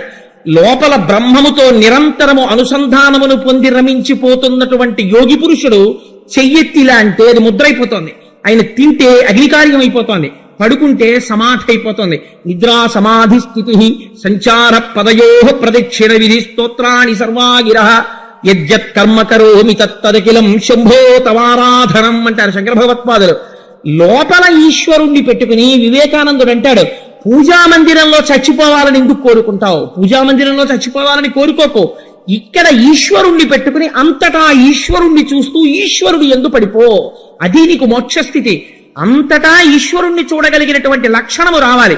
అప్పుడు ఏది చేస్తున్నా పానీయంబులు త్రాగుచున్ కుడుచుచున్ భాషించుచున్ హాస లీలా నిద్రాదులు చేయుచున్ తిరుగుచున్ లక్షించుచున్ సంతత శ్రీనారాయణ పాద పద్మజుగళీ చింతామృతాస్వాద సంధానుండై మరచన్ సురారిసుతుడే. ఎంత గొప్ప మాట వేశారు చూడండి పోతన గారు. మనం మాట అంటాం, పూజలో కూర్చుని ఈశ్వరుణ్ణి మర్చిపోతాం. ఈయన లోకమునందుండి లోకాన్ని మర్చిపోయాడు. ఎవరు మర్చిపోయాడు అలాగా? ఆయన జన్మచేత బ్రాహ్మణుడు కాదు, తపస్సు చేసిన మహర్షి కాడు, లేకపోతే స్వయంభవమనువుల చతుర్ముఖ బ్రహ్మగారి యొక్క మానసిక సృష్టి కాడు. ఎవరైనా సురారిసుతుడే, ఒక రాక్షసుడి కొడుకు ఈ స్థితిని పొందాడు. సురారిసుతుడే తద్విశ్వమున్ భూవరా, ఈ విశ్వమును మరిచిపోయాడు. మరి దేని యందు రమిస్తున్నాడు? ఈ విశ్వమును నిర్మించిన విశ్వేశ్వరుడు యందు రమిస్తున్నాడు. అంటే మాయని విడిచిపెట్టాడు, మాయని దాటి పరబ్రహ్మమునందు రమిస్తున్నటువంటి మనస్సు కలిగిన వాడై ఉన్నాడు. అంటే తానే పరబ్రహ్మమై నిలబడ్డాడు. బ్రహ్మవిద్ బ్రహ్మైవ భవతి, ఈనాడు తానే బ్రహ్మమై ఉన్నాడు. ఇటువంటి స్థితిని ప్రహ్లాదుడు పొంది ఉన్నాడు.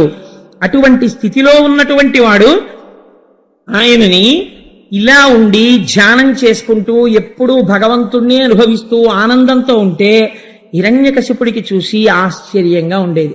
రామకృష్ణ పరమహంస తెల్లవారి నిద్ర లేవగానే మంచం నుంచి కాలు కింద పెడుతూనే తల నేలకేసి కొట్టుకుని ఏడుస్తూ ఉండేవారు. ఎందుకలా ఏడుస్తున్నావయ్యా అని అడిగాడు మేనల్లుడు. నా జీవితంలో ఇంకొక రోజు వెళ్ళిపోయింది. ప్రత్యాయాంతిగతాహ పునర్న దివసాహ కాలో జగద్భక్షక. ఈశ్వరుడు తినేశాడు కాలాన్ని. కానీ నాకు అమ్మవారి దర్శనం అవ్వలేదు. ఒక జీవితంలో ఆయుప్రమాణం అయిపోతోంది అని ఆయన ఏడ్చారు. బయటవాడికి ఎలా కనపడతారు? లోకం అంది రామకృష్ణ పరమహంసకి పిచ్చెక్కింది అంది. ఎందుకని? ఆయన యొక్క మనస్థితిని అర్థం చేసుకోలేని వాడికి అవతలవాడు పిచ్చివాళ్ళ కనపడ్డారు. అందుకని ప్రహ్లాదుణ్ణి చూస్తే హిరణ్యకశిపుడు ఏమనుకుంటున్నాడు?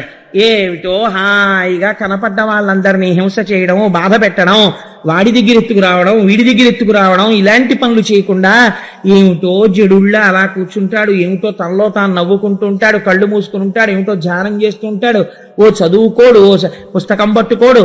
వీడు రేపు పొద్దున్న సింహాసనానికి ఉత్తరాధికారి ఎలా అవుతాడు, ఎలా కూర్చుంటాడు, ఎలా పరిపాలన చేస్తాడు, రాక్షసుల్ని ఎలా సుఖపెడతాడు?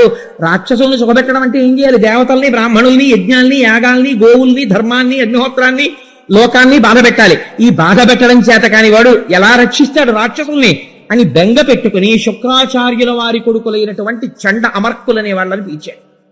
పిలిచి, అయా మీ భృగు వంశం మా రాక్షస జాతికి ఎప్పటి నుంచో ఉద్ధరిస్తోంది. మా బిడ్డడైనటువంటి ప్రహ్లాదుడు జడుడిగా తిరుగుతున్నాడు. ఎలా కనపడ్డాడో చూడండి హిరణ్యకశిపుడికి. ఇంతటి భగవద్భక్తుడు జడుడిలా కనపడ్డాడు. అనవసరంగా సంఘం పెట్టుకుని చంద్రశేఖర పరమాచార్య స్వామి అంటారు, వాక్ అన్నది కేవలము ఈశ్వరుడు మనుష్యుడికి మాత్రమే ఇచ్చిన వరము, దాన్ని దుర్వినియోగం చెయ్యకు. మాట్లాడితే భగవంతుడి గురించి మాట్లాడు, అన్యమైన మాటలు మాత్రం తగ్గించు అంటారు. అలా తాను ఎక్కువ మాట్లాడకుండా ఈశ్వరుడు యందు రమించేటటువంటి ప్రహ్లాదుడు అతిగా మాట్లాడేటటువంటి హిరణ్యకశిపుడికి జడుడిగా కనబడ్డాడు. అందుకని గురువుల్ని పిలిచి అన్నాడు, వీడికో నీతి శాస్త్రమో, ధర్మశాస్త్రమో, కామశాస్త్రమో బోధ చేయండి. బోధ చేస్తే వీడి ఎందు కొంచెం కదలిక వచ్చి 4 విషయాలు తెలుసుకుని వీడు 10 మందిని పీడించడం నేర్చుకుంటే నా తర్వాత సింహాసనం మీద కూర్చోవడానికి కావలసిన యోగ్యత కలుగుతుంది. అందుకని వీడికి కావలసినటువంటి నీతి బోధ చెయ్యండి. మీరు మా హృదయం ఎరిగినవారు, మా వంశమును రక్షించిన వారు, ఎన్నోసార్లు మాకు విజయములను కట్టబెట్టినవారు, అందుకని మమ్మల్ని అనుగ్రహించమని ఆ ప్రహ్లాదుణ్ణి తీసుకెళ్లి చండ అమర్కులకు అప్పచెప్పారు. పోతన గారు అంటారు, రాజాంతపుర ప్రాంగణమునందే ఒక గొప్ప విద్యాభవనం ఒకటి ఉండేది ఆ రోజుల్లో. అందులో వీళ్ళని నేర్పుతుండేవారు. చిత్రం ఏమిటో తెలుసా అండి? అన్నిటికన్నా రక్షణలు ఎక్కడ ఎక్కువ ఉండేవంటే అక్కడే ఎక్కువ ఉండేవి. ఎంత ఎత్తుగోడలు ఉండేవంటే ఇవాల్టి రోజున బహుశా చాలా స్ట్రిక్ట్ హాస్టల్ అనొచ్చేమో. ఎట్టి పరిస్థితుల్లోనూ పిల్లలు బయటికి వెళ్ళడానికి వీల్లేదు. ఏమిటి భయమో తెలుసా అండి? గభాలన వీళ్ళు బయటికి వెడితే, ఏ పిక్నిక్కో వెడితే, ఏ నారదుడో వచ్చి మనసు పాడి చేసేస్తే వీళ్ళందరినీ కూర్చోబెట్టుకుని, అందుకని వాడికి చాలా భయం. తర్వాతి తరంలోంచి రావాలి రాక్షస బుద్ధి. అందుకని పిల్లల మనస్సులు పాడు చేయాలి. పిల్లల మనస్సులు పాడు చేసి పిల్లల్లో హింసాతత్వాన్ని ప్రోధి చేసేటటువంటి వాళ్ళ తత్వం హిరణ్యకశిపుడి యొక్క తత్వమే. అందుకని అటువంటి పాఠశాలా ప్రాంగణాన్ని నిర్మాణం చేసి చండ అమర్కుల్ని దానికి అధికారులుగా నియోగించాడు. అక్కడికి తీసుకెళ్లి ప్రహ్లాదుణ్ణి కూర్చోబెట్టాడు. కూర్చోబెడితే ఒక చిత్రమైన పని చేస్తుండేవాడు ప్రహ్లాదుడు. గురువులు ఏం చెప్తున్నారో అవి ఏకసంతాగ్రాహి. వాళ్ళు ఇలా చెప్పగానే ఆయన మేధస్సులో పట్టుకునేవాడు. కానీ తాను మాత్రం మళ్ళీ బదులు చెప్పేవాడు కాదు, ఏమీ మాట్లాడేవాడు కాదు. అయ్యా ఎందుకండి ఈ విద్యలు మమ్మల్ని ఏమైనా ఉద్ధరిస్తాయా? ఎందుకండి ఈ కామశాస్త్రం ఎందుకు, ఈ రాజనీతి శాస్త్రం ఎందుకు, ఈ అర్థశాస్త్రం ఎందుకు, ఇవన్నీ అక్కర్లేదండి అనేవాడు కాదు. అన్ని వినేవాడు. ఎలా వినేవాడంటే, ఎప్పగిది వారు చెప్పిన అప్పగిది వినుక అని తానన్ని నిరూపించిన విద్యలనుచు నిరసింపడు అంతరాత్మయందు కాని మదిం కాని అని ఎంత చిత్రమైన మాట అంటారంటే, ఎప్పగిది వారు చెప్పిన అప్పగిదిం చదువు కాని. వాళ్ళు అర్థశాస్త్రం నేర్చుకోమంటే అర్థశాస్త్రం నేర్చుకుంటాడు, వాళ్ళు దుర్మార్గమైన నీతులు చెప్తే నీతులు నేర్చుకుంటాడు తప్ప అప్పటికి వాళ్ళు చెప్పింది నేర్చుకుంటాడు. మళ్ళీ ఓసారి ఆ పద్యం అప్పచెప్పు, ఇతరులు పీక ఎలా కోసేయాలో చెప్పంటే ఆ పీక ఎలా కోసేయాలో పద్యం చెప్తాడంతే. కానీ అది మనస్సులోకి వెళ్ళిందా? వెళ్ళలేదు. అంటే ఎంత దుష్ట సాంగత్యమునందు కూడా తన యొక్క స్థితిని, తన స్వరూప స్థితిని తాను నిలబెట్టుకున్నటువంటి మహాపురుషుడు ప్రహ్లాదుడు. ఇటువంటి స్థితిలో ఒకనాడు హిరణ్యకశిపుడికి కోరిక పుట్టింది. గురువులు వెళ్ళి, మీ అబ్బాయి చాలా పాఠాలు నేర్చుకున్నాడండి, అంత పెద్ద అయిన పిల్లలకి 4 పాఠాలు వచ్చాయని చెప్పుకోవడం గురువులకి కూడా సంతోషం కదా, మీరు చెప్పిన విధిని నిర్వహించాం, అందుచేత మీ పిల్లాన్ని ఏమైనా పిలిచి మాట్లాడితే మాట్లాడండి అన్నారు. ఒకసారి పిల్లాన్ని పిలిచాడు. పిలిచిన వాడు పోనీ అంతఃపురానికి పిలిస్తే గొడవ లేకపోను, సభామంటపానికి పిలిచాడు. ఎందుకని? ఓ కోరిక. తన కొడుకు తనంత వాడై తన తొడ మీద కూర్చుని అవన్నీ చెప్తుంటే సభలో ఉన్న వాళ్ళు చూసి, ఓహ్ మన రాజే అనుకున్నాం, మన రాజు తర్వాత ప్రహ్లాదుడు కూడా అంతటి వాడు రా అని పొంగిపోవాలని. అందుకు నా కొడుకుని తీసుకొచ్చి ఆయన వస్తూనే సాష్టాంగం చేశాడు తండ్రికి. ఆయుష్మాన్ భవ అన్నాడు, ఆశీర్వచనం చేశాడు. 2 చేతులు చాపి పిల్లవాడిని ఎత్తుకున్నాడు, తన తొడ మీద కూర్చోపెట్టుకున్నాడు. కూర్చోపెట్టుకుని ఒక చిత్రమైన మాట అన్నాడు. ఎంత మాట అన్నాడో చూడండి. అనుదిన సంతోషణములు, జనిత శ్రమ తాప దుఃఖ సంశోషణములు, తనయుల సంభాషణములు, ఇవి జనకులకున్ కర్ణయుగలి సద్భూషణములు. కానీ గొప్ప మాట చెప్పాడండి వాడు. అన్నాడు అనుదిన సంతోషణములు. అందులో ఏమైనా పెద్ద ప్రబోధం ఉందా, లేకపోతే ఏమైనా పెద్ద బ్రహ్మజ్ఞానం చెప్తున్నాడా అని తండ్రి చూడడు. తండ్రి తాత తాత తాత తాత అండం వచ్చింది అనుకోండి కొడుక్కి, తండ్రి సంతోషపడిపోతాడు. మా అబ్బాయికి తాత తాత తాత తాత అంటున్నాడు. కొన్నాళ్ళు పోయిన తర్వాత వాడికి నాన్న అండం వచ్చింది అనుకోండి, అంత ఆఫీస్ నుంచి ఇంటికి వచ్చి కూర్చోబెట్టుకుని ఏది అను అంటే నాన్న అన్నాడు అనుకోండి, పొంగిపోతాడు. ఎంత గొప్ప మాట చెప్పారో చూడండి. అనుబంధాలు ఎంత చిత్రంగా ఉంటాయంటే, అనుదిన సంతోషణములు జనిత శ్రమ తాప దుఃఖ సంశోషణములు. ఎంత అలిసిపోయిచ్చిన వాడికి కూడా కొడుకుని తొడ మీద కూర్చోపెట్టుకుని వాడు 2 కొత్త మాటలు పలికితే పొంగిపోయి వాడిని ముద్దులు ఇట్టేసుకుని మా అబ్బాయికి ఎన్ని వచ్చేసాయో అంటుంటాడు. అందుకని జనకునకున్ కర్ణయుగలి సద్భూషణములు. కొడుకుల మాటలు తండ్రులకి చెవులకు పెట్టుకున్న ఆభరణాల్లా ఉంటాయి రా అబ్బాయి. అందుకని ఏది వాడికి ఋషులు చెప్పిన మాటలు, వేదము ఇలాంటివి బాగా ఉండవు. రాక్షస బుద్ధితో కూడుకున్న మాటలు వాడికి చాలా తృప్తిగా ఉంటాయి. తన కొడుకు అవి నేర్చుకున్నాడని ఆయన అనుకుని ఏది 4 మాటలు చెప్పు, నువ్వేం నేర్చుకున్నావో, నువ్వు ఏది నేర్చుకున్నావో ఏ పద్యమైనా పర్వాలేదు, నీవు నేర్చుకున్న దాంట్లో నీకు ఇష్టం వచ్చింది, నీకు బాగా నచ్చినది ఏది ఉందో అదొక్క పద్యం చెప్పరా అన్నాడు. అంటే ఆయన అన్నాడు తొడ మీద కూర్చుని, ఎల్ల శరీరధారులకు ఇళ్లను చీకటి నూతి లోపలంత్రెళ్ళక వీరు నేమనుమతి భ్రమణంబున ఖిన్నులై ప్రవర్తింపక. నాన్నా, ఇప్పుడు హిరణ్యకశిపుడు ఉన్నటువంటి స్థితి అదే. ఎల్ల శరీరధారులకు ఇళ్లను చీకటి నూతి లోపలంత్రెళ్ళక. ప్రతి శరీరధారి కూడా జీవుడు శరీరాన్ని పొంది ఇల్లు అనబడేటటువంటి ఒక చీకటి నూతిలోకి దిగిపోయి ఇంకక్కడి నుంచి నేను మీరు అన్న భావన పుట్టి అందులోంచి అహంకారము మమకారము, నా వాళ్ళకి మేలు జరగాలి, బయటవాడు ఏమైపోయినా పర్వాలేదు, పూజ మొదలెడుతూనే అవశ్యాన్ని శరీరాన్ని, అందరి డబ్బు నాకే రాని అని పూజ. అందుకని ఏమైంది? ఎల్ల శరీరధారులకు ఇళ్లను చీకటి నూతి లోపలంత్రెళ్ళక వీరు నేమను మతిభ్రమణంబున భిన్నులై ప్రవర్తిల్లక సర్వమున్నాతని దివ్య కళామయమంచు విష్ణునందుల్లము చేర్చితారడవి నుండుట మేలు నిశాచరగ్రని. నేను నా వాళ్ళు అన్న భావన విడిచిపెట్టి జగత్తంతటా ఉన్నది పరబ్రహ్మమే అని గుర్తెరిగితే అటువంటి వాడు ఘోరారణ్యములోకి వెళ్లి కూర్చున్నా సరే ఉద్ధరింపబడుతున్నాడు. నాన్న, ఇది తెలుసుకోకుండా నేను నాది అన్న భావన పెంచుకున్నవాడు ఎంత ఊరిగడి బొడ్డున కూర్చున్నా అటువంటి వాడి వల్ల వచ్చే ప్రయోజనం ఏదీ లేదు. నాన్న, ఎందుకు వచ్చిన దిక్కుమాలిన రాజ్యం నీకు ఇది? ఏం తెలుసుకుంటున్నావు ఇంత తపస్సు చేసి? అందుకని నువ్వు మార్చుకోవలసినటువంటి పద్ధతి ఉన్నది అని తండ్రితో మాట్లాడుతున్నాడు కనుక అన్యాపదేశంగా మాట్లాడాడు. మాట్లాడితే తెల్లబోయాడు హిరణ్యకశిపుడు. ఏమిట్రా ఈ పద్యం ఏమిటిరా, నేను అడిగింది ఏమిటి, నువ్వు చెప్పింది ఏమిటి అని. ఓన్లే పిల్లాడు కదా, ఇంకా ఫస్ట్ టైం కదా తెచ్చుకుని తొడ మీద కూర్చోబెట్టుకున్నాను, పాపం ఎవరైనా చెప్పారేమో అనుకుని అన్నాడు. నాన్న, నాకు చూడగ చోద్యమయ్యడిదిగా నా తండ్రి ఈ బుద్ధితా నీకున్ లోపలతోచనో పరులు దుర్నీతుల్ పఠింపించిరో ఏకాంతంబున భార్గవుల్ పలికిరో ఈదానవ శ్రేణికిన్ వైకుంఠుండు కృతాపరాధుడతనిన్ కీర్తింప నీకేటికి అని అడిగాడు. ఎంత చిత్రమైన మాట! ఈయన ఒక ఎక్స్ట్రీమ్, ఒక చివర ప్రహ్లాదుడు, ఒక చివర హిరణ్యకశిపుడు. అన్నీ నా వెంటాడు హిరణ్యకశిపుడు, అన్నీ ఈశ్వరుడు అంటాడు ప్రహ్లాదుడు. ఎంత గొప్ప సంఘర్షణ తీసుకొచ్చి చూపిస్తున్నారో చూడండి. ఆ ఎల్ల శరీరధారులకు ఇల్లని చీకటి నూతి లోపలన్నని ప్రహ్లాదు అంటున్నాడు. ఈయనంటున్నాడు, అయ్యయ్యో అదేమిట్రా అలా అంటావు? నాకు చూడగ చోద్యమయ్యడిదిగా నా తండ్రి ఈ బుద్ధితా నీకు లోపల తోచను. నాకు చాలా ఆశ్చర్యంగా ఉందిరా, నువ్వు రాక్షసుడికి జన్మించినటువంటి వాడివి, ఇలాంటి బుద్ధులు నిజంగా నీకే పుట్టాయా?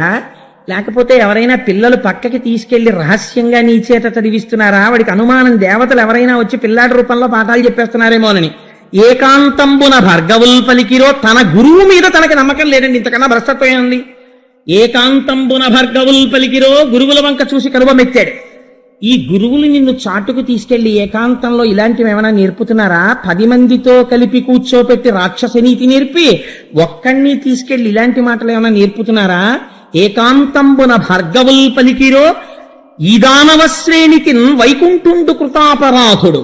మన రాక్షస జాతికంతటికి అపరాధం చేసిన వాడు శ్రీ మహావిష్ణువు. నీ బాబాయ్ అయినటువంటి హిరణ్యాక్షుణ్ణి సంహరించాడు. అటువంటి వాణ్ణి స్తోత్రం చేశావా? వైకుంఠుండు కృతాపరాధుడతని కీర్తింప నీకేటికి, ఆ విష్ణువుని కీర్తన చేస్తావేమిట్రా? అలా చెయ్యకూడదు అన్నాడు. అని నాన్న, ఇప్పుడు నీకు బాగా అర్థమైందా? నేను చెప్పిన విషయం తెలుసుకున్నావా? మనం ఏం చెయ్యాలో తెలుసా? కనపడినటువంటి ప్రాణులను హింస చెయ్యాలి, బ్రాహ్మణుల్ని బాధ పెట్టాలి, యజ్ఞయాగాది క్రతువులను నశింప చెయ్యాలి, వేదం చదువుకోకుండా చెయ్యాలి, అగ్ని కార్యాలు జరగకుండా చూడాలి, ధర్మం పాడు చెయ్యాలి, పాడు చేసి మనమే రాజులమని ప్రకటించుకోవాలి. అంతే తప్ప ఇలాంటి మాటలన్నీ చెప్తావేమిట్రా? అలా ఉండకూడదు. ఏది నీకు అర్థమైందా? నేనేం చెప్పానో నీకేమర్థమైందో ఇప్పుడు చెప్పు అని అంటే, ఆ నాన్నగారు అర్థమైంది అని ఇప్పుడు తన తండ్రి చెప్పింది చెప్తాడనుకున్నాడు. ఈయనన్నాడు ఇవన్నీ విని, మందార మకరంద మాధుర్యమున తేలు మధుపంబు పోవునే మదనములకు, నిర్మల మందాకిని వీచికల తూగు రాయంచదనునే తరంగిణులకు, లలిత రసాల పల్లవ ఖదియై చొక్కు కోయిల జనునే కుటజములకు, పూర్ణేందు చంద్రికా స్ఫురిత చకోరక మరుగునే సాంద్ర నిహారములకు, అంబుజోదర దివ్యపాదార వింద చింతనామృతపాన విశేషమత్త చిత్తంబు ఏ రీతి ఇతర విషయంబు చేరనేర్చు, వినుత గుణశీల మాటలు వేయునేలా. మందారమకరంద మాధుర్యమున తేలు మధుపంబు పోవునే మదనములకు. తెలుగుదేశంలో పుట్టి ఆంధ్రదేశంలో పోతనగారి యొక్క ఈ పద్యం రాని వాళ్ళు ఉండరు. మందార మకరంద మాధుర్యమున తేలు మధుపంబు పోవునే మదనములకు. ఎక్కడైనా పారిజాత పుష్పాల్లో మందార పువ్వుల్లో ఉండేటటువంటి తేనె త్రాగడానికి అలవాటు పడిపోయినటువంటి తుమ్మెద ఎక్కడో ఉన్న ఉమ్మెత్త పువ్వు మీద వాళ్తుందా నాన్న? మందార మకరంద మాధుర్యమున తేలు మధుపంబు పోవునే మదనములకు, నిర్మల మందాకిని వీచికల తూగు రాయంచదనునే తరంగిణులకు. నాన్న, ఎక్కడో హాయిగా ఆకాశంలో ఉన్నటువంటి మందాకిని నదిలో విహరించడానికి అలవాటు పడిపోయినటువంటి రాజహంస ఎండిపోతూ దుర్గంధ భూయిష్టమైనటువంటి ఒక చెరువు దగ్గరికి వెళ్ళి ఆ నీళ్లు తాగుతుందా నాన్న? లలిత రసాల పల్లవ ఖదియై చొక్కు కోయిల గనునే కుటజములకు. ఎక్కడైనా లేత మామిడి చిగురు తాను తిని కూ అంటూ కోయడానికి అలవాటు పడిపోయినటువంటి కోయిల ప్రయత్నపూర్వకంగా వెళ్ళి అడవి మల్లెలు పూసేటటువంటి చెట్టు మీద వాలుతుందా? లలిత రసాల పల్లవ ఖదియై చొక్కు కోయిల చెరునే కుటజములకు. పూర్ణేందు చంద్రిక, ఆ పూర్ణమైనటువంటి చంద్రబింబంలోంచి వచ్చేటటువంటి అమృతాన్ని త్రాగడానికి అలవాటు పడిపోయినటువంటి చకోర పక్షి పొగమంచుని తాగడానికి ఇష్టపడుతుందా నాన్న? అంబుజోదర దివ్యపాదార వింద చింతనామృతపాన విశేషమత్త చిత్తము. సర్వకాలములయందు తామర పువ్వుల వంటి పాదములు కలిగినటువంటి శ్రీమన్నారాయణుని యొక్క పాదములను భజించడం చేత స్రవించేటటువంటి భక్తి తన్మయత్వం అనేటటువంటి మందార మకరంద పానమును త్రాగి మత్తెక్కి జ్ఞానమగ్నుడనై ఉండేటటువంటి నాకు నువ్వు చెప్పే మాటలు ఎలా తలకెక్కుతాయి? నేను ఇతరములైన వాటి మీద దృష్టి ఎలా పెట్టగలుగుతాను నాన్న అని అడిగాడు. అందుకని అంబుజోదర దివ్యపాదార వింద చింతనామృతపాన విశేషమత్త చిత్తము ఏ రీతి ఇతర విషయంబు చేరనేర్చు, వినుత గుణశీల మాటలు వేయునేలా. ఇవే ఈ మాటలు ఎందుకు నాన్న? నాకు అరది రమ్మంటే వచ్చేది కాదు నాన్న, నువ్వు ఎన్ని చెప్పినా అన్నాడు. అని అప్పుడు ఆశ్చర్యపోయి గురువుల వంక చూసి, మీరు వీడికి పాఠం చెప్పడంలో ఏదో తేడా ఉందని నేను అనుకుంటున్నాను, లేకపోతే నేను ఎంత చెప్పినా వీడు ఇలా చెప్తున్నాడు ఏమిటంటే పడవలసిన పునాది మీరు పడేసేటట్టు చేసి, లేకపోతే ఈ నారాయణ భక్తి ఎక్కడి నుంచి వచ్చేస్తోంది వీడికి?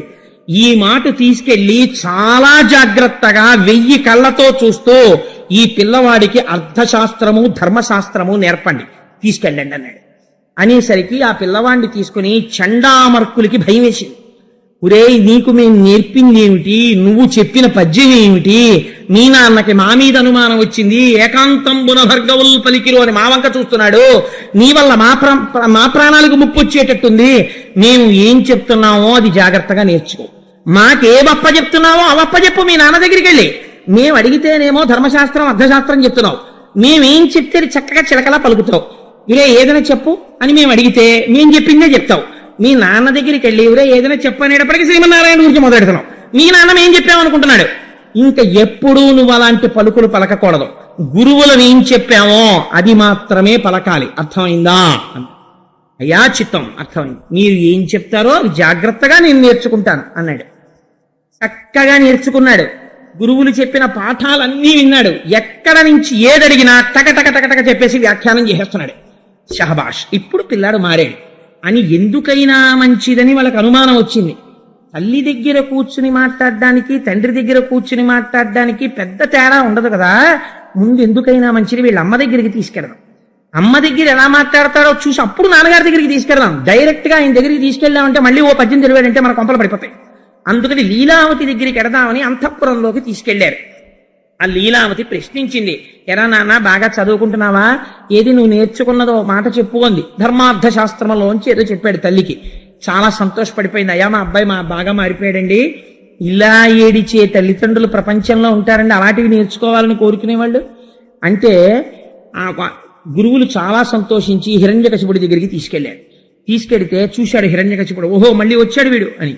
ఒరే నాన్న, నిన్ను చూసి చాలా రోజులైందిరా, నీ బుద్ధి మారిందా, గురువుల దగ్గర నేర్చుకున్నావా, గురువులు ఏం చెప్తున్నారో అది తెలుసుకుంటున్నావా, గురువులు చెప్పిందే తెలుసుకుంటున్నావా, సొంత బుద్ధితో ఏమైనా నేర్చుకుంటున్నావా అని అడిగాడు.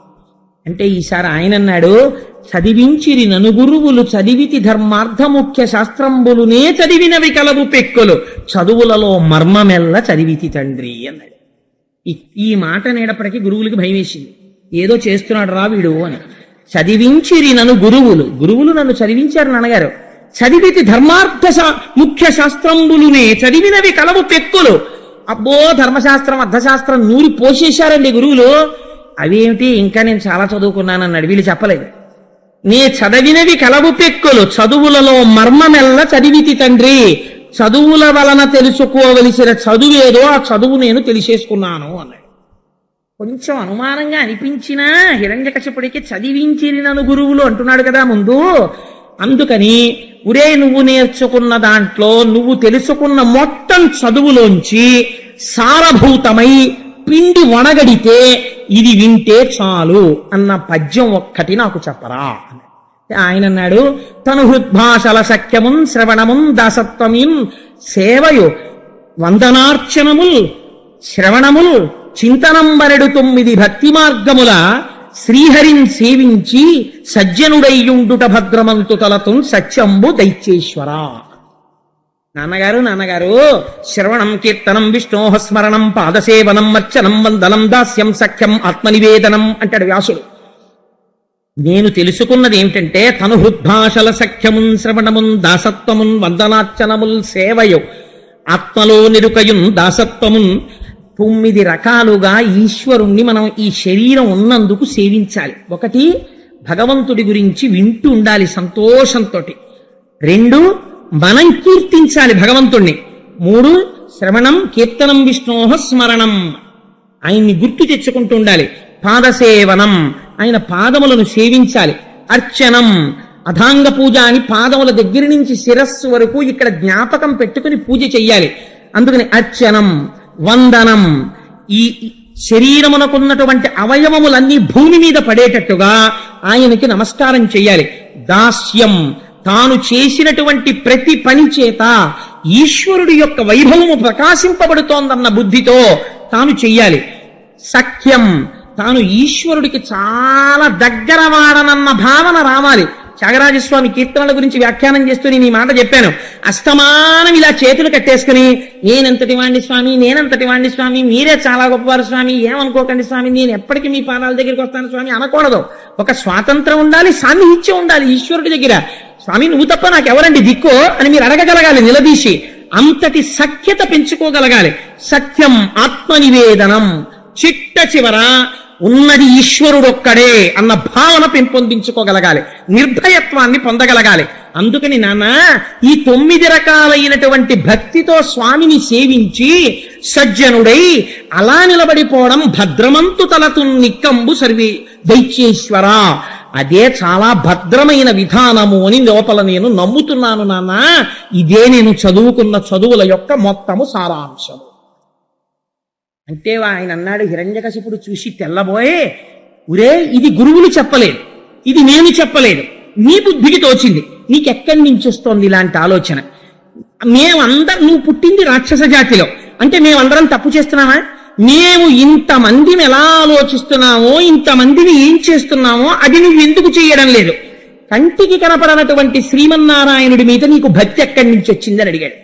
అడిగితే నిజంగా ప్రహ్లాదుడి మాటలే మాట్లాడాయన అంటాడు, అందేందూధయముల్ మహాభజిర శంకారావముల్ మూక సద్గ్రంథాఖ్యాపనముల్ నపుంసక వధూకాంక్షల్ కృతఘ్నావళీ బంధుత్వంబులు భస్మహవ్యములు లుబ్ధ ధనంబులు క్రోడ సద్గంధంబులు హరిభక్తి వర్జితుల వృధారిక్త సంసారముల్ అని.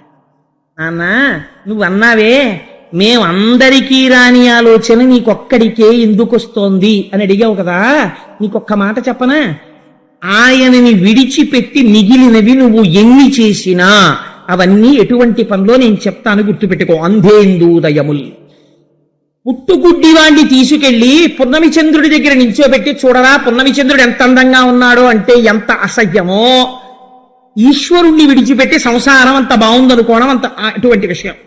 అందేందూధయముల్ మహాభజిర శంఖారావముల్, పుట్టుకతో చెవిటివాడు, వాడి చెవి దగ్గరికి వెళ్ళి శంఖం ఊది బాగుందా శంఖనాదం అని అడిగారు అనుకోండి, ఎలా ఉంటుందో అలా ఉంటుంది.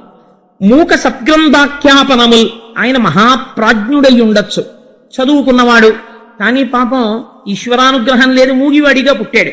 మీరు చాలా చదువుకున్నారు కదండి, మీరు ప్రవచనం చేయండి అని ఒక మూగివాడిని కూర్చోపెడితే ఆయన ప్రవచనం ఏం చెయ్యగలడో అలా ఉంటుంది. మూక సద్గ్రంథాఖ్యాపనముల్ నపుంసక వధూకాంక్షల్, నపుంసకుడైనటువంటి వాడికి స్త్రీ మీద కలిగిన కోరిక ఎలా ఉంటుందో అలా ఉంటుంది. నపుంసక వధూకాంక్షల్ క్రోడ సద్గంధంబుల్, పందికి తీసుకెళ్లి పన్నీర్ రాస్తే ఎలా ఉంటుందో అలా ఉంటుంది, అది వెంటనే మురుగుడు కాలువలోకి దూకేస్తుంది మళ్ళీని. భస్మ హవ్యంబులు, పూర్ణాహుతి అంతా అయిపోయి 3 రోజులు అయిపోయిన తర్వాత యజ్ఞగుండంలో బూడిదుంటే అందులోకి పట్టుకెళ్లి హవిస్సు వేస్తే ఎలా ఉంటుందో అలా ఉంటుంది.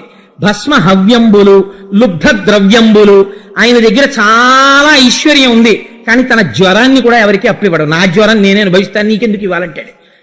అటువంటి లుబ్ధుడు, అటువంటి వాడి దగ్గర ధనం నీకు ఎంత అక్కడికి వస్తుందో అటువంటిది. అన్నిటికన్నా చాలా గొప్పది ఏమిటో తెలుసానయ్య నాన్న? కృతఘ్నావళి బంధుత్వంబులు, వాడు కృతఘ్నుడు, చేసిన మేలు మరిచిపోతాడు. బ్రహ్మగ్నేచ సురాపేచ చోరే భగ్నవ్రతే తథా నిష్కృతి విహితా సిద్ధి కృతఘ్నో నాస్తి నిష్కృతి అంటాడు కిష్కింధకాండలో లక్ష్మణుడు. అందుచేత కృతఘ్నుడు చేసిన ఉపకారాన్ని మరిచిపోయి ప్రవర్తించేవాడు. అటువంటి కృతఘ్నుడితో బంధుత్వం ఉంది. వాడు ఏం ఉపకారం చేస్తాడు నీకు? కృతఘ్నావళి బంధుత్వంబులు, ఇవన్నీ ఎలా ఉంటాయో ఒక్క భగవంతుణ్ణి విడిచిపెట్టి మిగిలినవన్నీ పట్టుకోవడం అలా ఉంటుంది నాన్న. మీరెన్ని పట్టుకుంటే నాకెందుకు, నేను పట్టుకోవలసింది పట్టుకున్నాను, కాబట్టి నువ్వు ఏ చిట్టాలో ఉన్నావో చూసుకో నాన్న అంటే ఆశ్చర్యపోయాడు కొడుకు వంక చూసి. ఆపలేదు అక్కడితోటి. కమలాక్షు నర్చించు కర్రములు కర్రములు శ్రీనాథు వర్ణించు జింహ జింహ సురరక్షకుని చూచు చుట్కులు చుట్కులు శేషసాయికి మ్రొక్కు శిరము శిరము విష్ణునాకర్ణించు వీనులు వీనులు మధువైరిద విలి నమనము మనము భగవంతు వలగొను పదములు పదములు పురుషోత్తముని మీది బుద్ధి బుద్ధి దేవదేవుని చింతించు దినము దినము చక్రహస్తుని ప్రకటించు చదువు చదువు కుంభినీదవు చెప్పెడి గురుడు గురుడు తండ్రి హరిజేరుమని ఎడి తండ్రి తండ్రి వాత పెట్టాడు చివర. నాన్న కమలాక్షు నర్చించు కర్రములు కర్రములు, కమలముల వంటి కన్నులున్న శ్రీమన్నారాయణుణ్ణి అర్చించిన చేతులేవో వాటికి చేతులని పేరు. కర్రములు కర్రములు శ్రీనాథు వర్ణించు జింహ జింహ, ఆ శ్రీ మహావిష్ణువు గురించి పరవశించిపోయి దవడలు నిప్పెట్టేటట్టుగా స్తోత్రం చెయ్యాలి. అందుకే అంటారు పోతన గారు భాగవతాన్ని ప్రారంభం చేస్తూనే చేతులు ఆరంగ శివ పూజ చేయడేని నోరు నవ్వంగ హరి కీర్తి నుడువడేని దయయు సత్యంబులోనుగా తలపడేని కలుగ నేటికి తల్లుల కడుపు చేటు అంటారు. శివకేశవ భేదం చూడమని చెప్పలేదు. అర్చన చేసేటప్పుడు ఒక మెట్టు పైన నిలబడి లింగాభిషేకం చేయమన్నారు. స్తోత్రం చేసేటప్పుడు నోరు నెప్పెట్టేటట్టు శ్రీ మహావిష్ణువుని స్తోత్రం చేయమన్నారు. రెండూ ఒక్కటే అన్న భావనతో తరించి పొమ్మని చెప్పింది శాస్త్రం. అందుచేత నాన్న ఆ శేషసాయికి మొక్కని శిరము శిరమా నాన్న, ఆ మహానుభావుడి గురించి కీర్తనము చెయ్యనటువంటి నోరు నోరా, ఆయనకి ప్రదక్షిణం చెయ్యని కాళ్ళు కాళ్ళ, ఆయనని లోపల ధ్యానం చెయ్యని మనస్సు మనస్సా, ఆయన గురించి చెప్పని గురువు గురువా, ఆయన్ని చేరుకోరా అని చెప్పలేని తండ్రి తండ్రి నాన్న అన్నాడు. అంటే ఇప్పుడు ఏమనుకోవాలి హిరణ్యకశిపుడు అని అన్నాడు. నాన్న నీకు ఇంకొక మాట చెప్తాను. కంజాక్షునకు కాని కాయంబు కాయమే పవన గుంభిత చర్మ భస్త్రికాక వైకుంఠు పొగడని వక్త్రంబు వక్త్రమే ఢమఢమధ్వనితోడి ఢక్కగాగా కమలేషు చూడని కన్నులు కన్నులే తను కుజ్జజాల రంధ్రములు కాక చక్రి చింతలేని జన్మంబు జన్మమే తరల సలిలనుద్భుతంబుగాక విష్ణుభక్తి లేని విభుదుండు విభుదుడే పాదయుగముతోడి పశువుగాక అన్నాడు. కంజాక్షునకు కాని కాయంబు కాయమే పవన గుంభిత చర్మ భస్త్రికాక.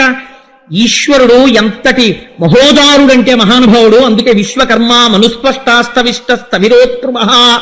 ఆయన నిర్మించిన ఈ శరీరం ఎంత గొప్పది, ఆయన ఆజ్ఞ ఎంత గొప్పది.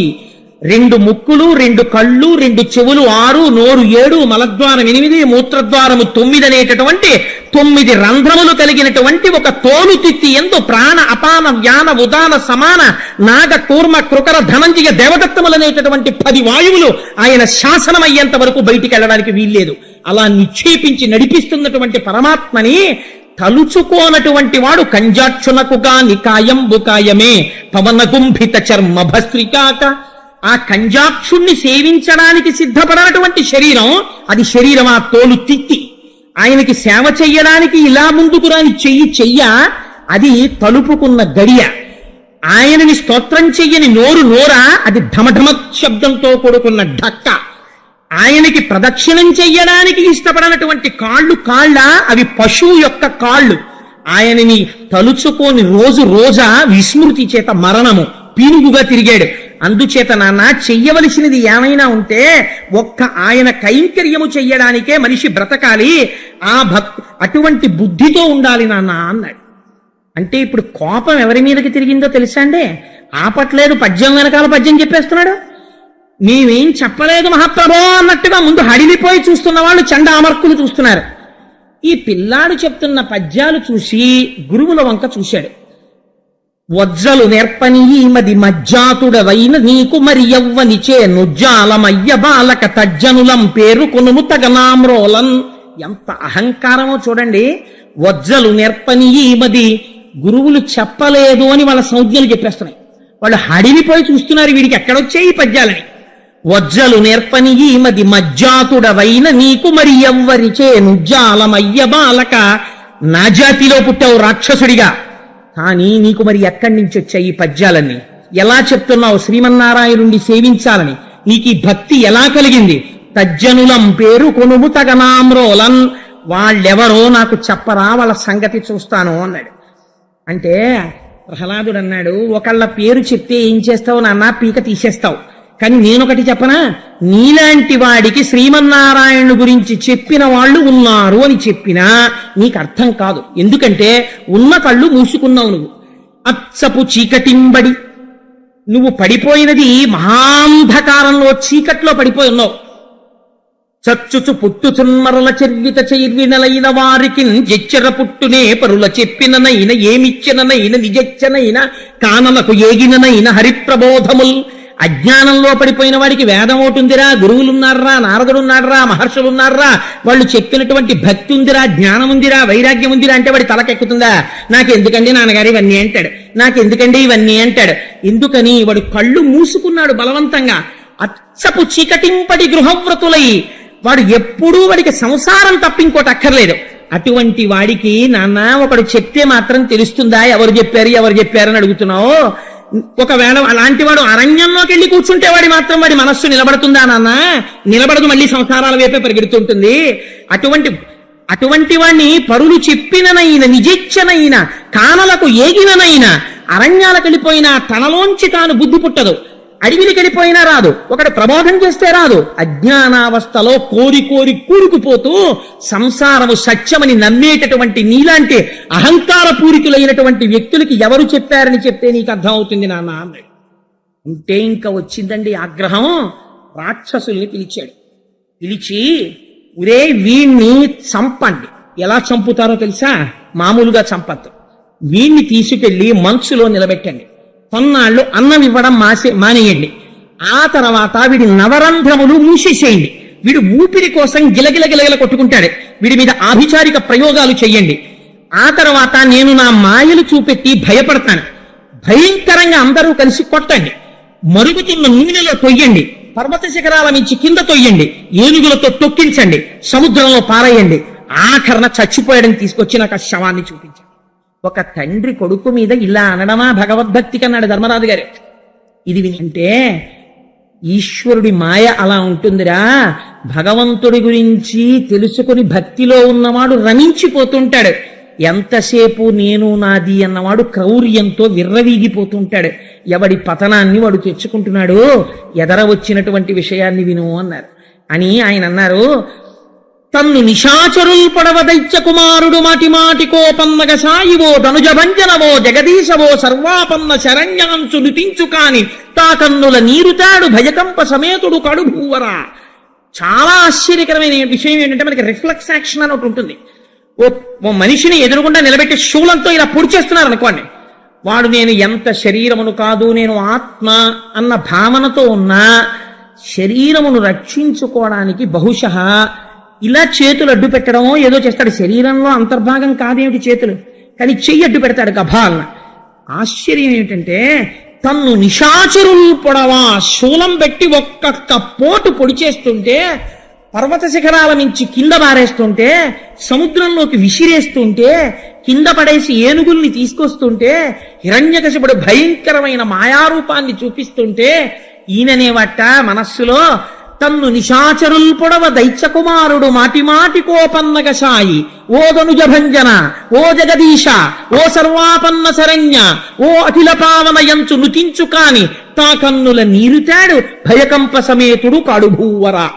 అలా పొడి చేయడానికి వచ్చేస్తున్న వాళ్ళల్లో, శూలంలో, రాక్షసుల్లో, తండ్రిలో, అందరిలో, అంతటా సముద్రంలో, పర్వతంలో, పర్వత శిఖరంలో, కింద పడిపోతున్నప్పుడు ఒంటికి తగులుతున్న వాయువులో, కింద పడిపోతున్న భూమిలో, అంతటా శ్రీమన్నారాయణుణ్ణి చూసి పొంగిపోతుంటే గుప్త రూపంలో స్వామి లక్ష్మీ సహితుడై వచ్చి ఆయన్ని పట్టుకుంటున్నాడు.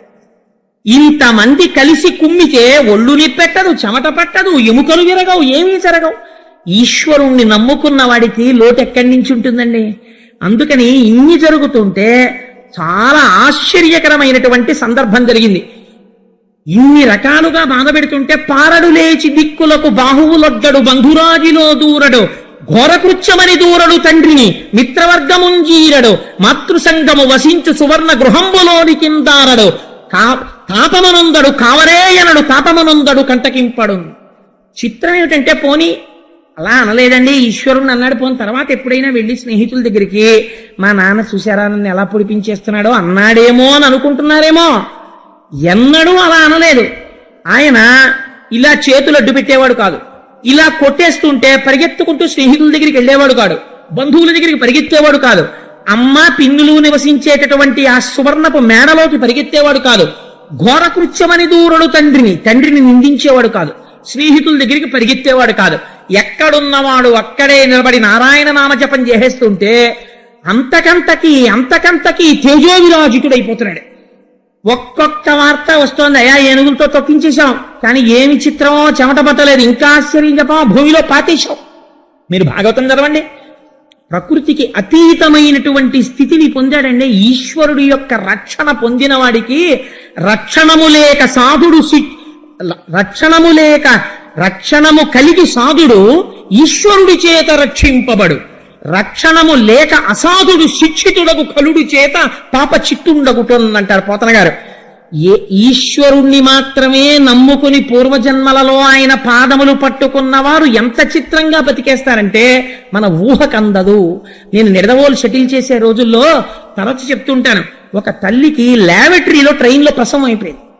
ప్రసవం అయిపోతే ఆ తర్వాత వాళ్ళు వెళ్ళి ఎంతకీ రావట్లేదేమిటి ఈవిడని తలుపులు కొట్టారు. నిడదవోలులో రైలు ఆగిపోయిన తర్వాత ఆ రోజుల్లో నాతో షటిల్ చేసిన వాళ్ళందరూ కూడా ప్లాట్ఫామ్ మీద నిలబడిపోయాం. నిలబడిపోతే ఈవిడ్ని బయటికి తీసుకొస్తే ట్రైన్ ఆపేశారు. ఆవిడ ఏం చెప్పిందంటే ప్రసవం అయిపోయింది, ఆ పిల్ల ఆ లాబొరేటరీ తాలూకా హోల్లోంచి 2 పట్టాల మధ్యలో రాళ్ల మీద పడిపోతే ట్రైన్ వెళ్ళిపోయింది. తల్లి కదా ఎంతైనా వదిలేలేరు కదా, పిల్లవాడిని ఎక్కడ పడిపోయాడో చూద్దామని పరిగెత్తారు. పరిగెడితే పాపం అక్కడ ట్రాలీ ఉంటే ట్రాలీ మీద తీసుకెళ్లారు వాళ్ళని తీసుకెళ్తే అంత దూరం వెళ్ళేటప్పటికి కొంతమంది హాకర్స్ ఉంటారు, వాళ్ళకి పర్మిషన్ ఉండదు, ట్రైన్లో అమ్మకూడదు. వాళ్ళు స్టేషన్ కి బాగా అవుటర్ లోనే రన్నింగ్ ట్రైన్ లోంచి దిగిపోతుంటారు. ఒక వేరుశనక్కాయలు అమ్ముకునేవాడు బుట్ట పట్టుకుని నిడదవోలుకి బాగా అవుటర్ లోనే కిందకి దిగిపోయాడు. బ్రాహ్మణగూడెం దాటుతుండగా దిగిపోయాడు. 4 అడుగులు వేసేటప్పటికి కాకులు అరుస్తున్నాయి. ఏమిటి సడన్ గా కాకులు అరుస్తున్నాయి, పావుందేమో అనుకుంటూ చూస్తున్నాడు. క్యార్ క్యార్ అని ఏడుస్తూ చంటి పిల్ల ఉంది. ఆ పిల్లకేం తెలుసు, రైలు వెళ్ళిపోయింది. ఇంతే పిల్ల తగలలేదేమి, రైలు వెళ్ళిపోయింది. ఆ పిల్లని తీసి వేరుశనక్కాయల బుట్టలో పెట్టుకుని నిడదవోలు స్టేషన్కి ఎదురొచ్చాడు.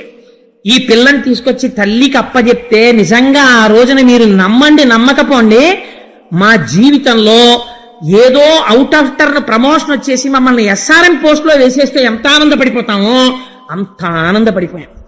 ఎందువల్ల అంటే ఆ బిడ్డ ఏమిటి, ఎక్కడో పడిపోవడం ఏమిటి, తల్లికి దక్కడం ఏమిటి, ఏం ఆశ్చర్యం నిజంగా. ఇప్పుడు చెప్పండి, ఈశ్వరుని యొక్క అనుగ్రహం ఉన్నవాడు ఎందుకు రక్షింపబడడు? మీకు చెప్పి రక్షించాలా? ఇలా ఉంటుందంటే మోడశాపరండి, ఇలా ఉండి రక్షిస్తానంటే మీకు చెప్పాలా? మీకు కావలసింది రక్షణ అంతే. ఆయన తలుచుకున్న నాడు పంచభూతములు ఆయన ఎందుకు రక్షించలేడు? రక్షించగలడు. అందుచేత ప్రహ్లాదుని ఆయన రక్షించుకున్నాడు, తనవాడైన కారణం చేత, తన యందు భక్తి కలిగిన వాడైన కారణం చేత. అయితే ఆశ్చర్యకరమైన విషయం ఏమిటో తెలుసా అండి, ఏడుస్తున్నవాడొకడు ఉన్నాడు. తల పట్టుకుని నిద్ర లేకుండా రాత్రింబవళ్ళు దీనవదనంతో కూర్చుని ఉన్నట్ట. ధర్మరాజు గారైతే ఈ ఘట్టం విని తెల్లబోయాడండి. పోతన గారు అంటారు, ముంచితి వార్తులంగడల మొత్తితి శైల తటంబులందు ద్రొబ్బించితి, శత్రరాజి పొడిపించితి మీద నిభేంద్ర పంక్తి రొప్పించితి, ధిక్కరించితి శపించితి ఘోర దవగ్నులందు త్రోయించితి, పెక్కుపట్లు నలయించితి, చావడిదేమి చిత్రము. వాడు ఎందుకు బెంగెట్టుకున్నాడంటే మాట్లాడరా అంటే నారాయణ అంటాడు. చంపి అవతల పారేద్దామంటే చంపడానికి ఎన్నున్నాయో అన్నింటితోటి ప్రయోగించాడు, చచ్చిపోడు.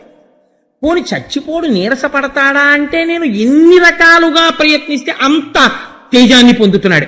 వీడు మందేసుకున్నాడా ఏమైనా అంటే, ఏమైనా ఉపాసన చేశాడా అంటే వీడు నా వాళ్ళ ఖైదులో ఉన్నాడు. అసలు వీడు చచ్చిపోతాడా అని బెంగెట్టుకున్నాడు తండ్రి. ఎంత చిత్రమో చూడండి. ఇప్పుడు మళ్ళీ గురువులు చూశారు, అయ్యయ్యో అంత బెంగెట్టుకోకయ్యా, ఎలా చచ్చిపోతాడా కొడుకని, సావుతో సమానమైన మందు ఒకటి మా దగ్గర ఉంది, అది వేసేస్తాను తీసుకెళ్ళి.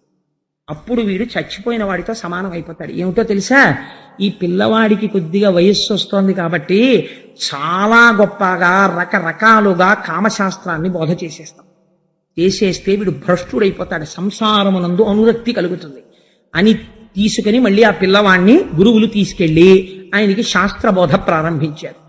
పరమ సంతోషంగా కూర్చుని చక్కగా నేర్చుకుంటున్నాడు. అని ఏరి చెప్పు అంటే చక్కగా చెప్తున్నాడు. ఒక రోజున గురువులందరూ కలిసి ఏదో అనుష్ఠానం చేసుకుందామని గృహ కార్యములను నిర్వర్తించటం కొరకు అన్నారు పోతన గారు. వాళ్ళకి ఇంటి పనులు ఉండమేమిటండి మరి, అందుకని ఇంటి పనుల కోసమని లోపలికి వెళ్ళారు. వెళ్ళగానే ఈయన పిల్లలందరినీ పిలిచి ఒక మాట చెప్పాడు, వీరే ఈ ఆటలు ఎంతకాలం ఆడతారు కానీ నేను మీకు విషయం చెప్తాను, మీ అందరూ కూర్చోండి అన్నాడు. మనకి ఆయుర్దాయం 100 సంవత్సరాలు. 100 సంవత్సరాలలో మనం రాత్రి అయితే నిద్రపోతాం కాబట్టి 50 ఏళ్ళు నిద్రలో పోతుంది, 20 ఏళ్ళు శిశువుగా పోతుంది, బాల్యంలో పోతుంది, ఇంకా మిగిలేది 30 ఏళ్ళు. ఆ 30 ఏళ్లలో మన కోరికలన్నీ అక్కర్లేని విషయాలన్నిటికీ తగులుకుని అరిషడ్వర్గాలకి లొంగిపోతాయి. కామక్రోధ లోభ మద మోహ మాత్సర్యములు పట్టుకుని పతనం అయిపోయి అక్కర్లేని బంధనాలన్నీ పెంచేసుకుని నా భార్య, నా బిడ్డలు, నా బంధువులు, నా స్నేహితులు అని పట్టుపురుగు తన గూడు తాను నిర్మించుకుని ఆ గూటిలో తానే మరణించినట్టు మనమే ఈ బంధనాలన్నీ పెంచేసుకుని ఎన్ని జన్మలెత్తామోరా. నా మాట వినండి, నాకు ఈ పంచభూతములను 3 గుణములను 27 తత్వములను నిర్మించి మాయ చేత ఈశ్వర దర్శనము కాకుండా కప్పి ఉంచిన వాడు పరమాత్మ. బంగారు గనులను తవ్వినప్పుడు బంగారం దొరకదు, అందులో ఏం దొరుకుతుందంటే బంగారముతో కలిసిన ధూళి దొరుకుతుంది. ధూళి దొరికితే స్వర్ణకారుడు దాన్ని అగ్నిహోత్రమునందు తప్తము చేస్తాడు, చేసి ధూళిని వేరు చేస్తాడు, శుద్ధ బంగారమును గ్రహిస్తాడు. అలా గురువుల దగ్గర బోధ పొందినటువంటి మహానుభావులైనటువంటి వాళ్ళు ఆత్మవిచారణ చేసి సంసారం అనే పుల్లు పక్కన పెట్టి లోపల ఉన్న ఆత్మస్వరూపాన్ని దర్శనం చేసి మళ్లీ పుట్టవలసిన అవసరం లేనటువంటి పునరావృత్తి రహిత శాశ్వత శివ సాయుధ్యమును పొందుతున్నారు. అందుకని మీరు కూడా అలా పొందడానికి ప్రయత్నం చేసేటటువంటి ఉద్దేశంలో ఉండండి. మనకి 2 శరీరాలు ఉన్నాయి, ఒకటి స్థిర శరీరము, ఒకటి చర శరీరము. చర శరీరం అంటే ఇది చర్మము, రక్తము, కొవ్వు, అస్థి, శుక్ల, మేధ ఇటువంటి పదార్థములతో తయారు చేయబడుతుంది. ఈ పదార్థములన్నీ భూమిలో కలిసిపోతాయి, అగ్నిలో కలిసిపోతాయి, వాయువులో కలిసిపోతాయి. ఒకనాడు స్థిరముగా ఉండేటటువంటిది ఆత్మ ఒక్కటే. కాబట్టి మీ అందరూ ఆత్మదర్శనాభిలాషులు కండి, నా మాట నమ్మండి అన్నాడు. అంటే వాళ్ళన్నారు, ఒరే ఈ పాఠం ఏమిటో చాలా గమ్మత్తుగా ఉంది, నువ్వు చెబుతున్నది సత్యమే అనడానికి మాకేమీ అనుమానం లేదు, కానీ ఒక్క అనుమానం మాత్రం నిన్ను అడుగుతాం. నువ్వు మాతోనే కలిసి ఇక్కడ చేరావు, నువ్వు మాతోనే చదువుకున్నావు, గురువులు మాకేం చెప్పారో నీకు అదే చెప్తున్నారు. గురువులు చెప్పని ఈ విషయాలు నీకెవరు చెప్తే వచ్చాయిరా? ఆయన అన్నాడు, మహానుభావుడు నారదుడు చెప్పాడయ్యా. నారదుడు చెప్పాడంటే వాళ్ళన్నారు, అసలు నారదుడిని నువ్వు ఎప్పుడు కలుసుకున్నావు? నాకు తెలిసి ఎప్పుడు అంతఃపురంలో ఉన్నావు, లేకపోతే ఈ విద్యాలయంలో ఉన్నావు, నువ్వు ఎప్పుడు నారదుడి దగ్గరికి వెళ్ళావు, ఎప్పుడు నేర్చుకున్నావు అన్నారు. ఇక్కడే గమ్మత్తు.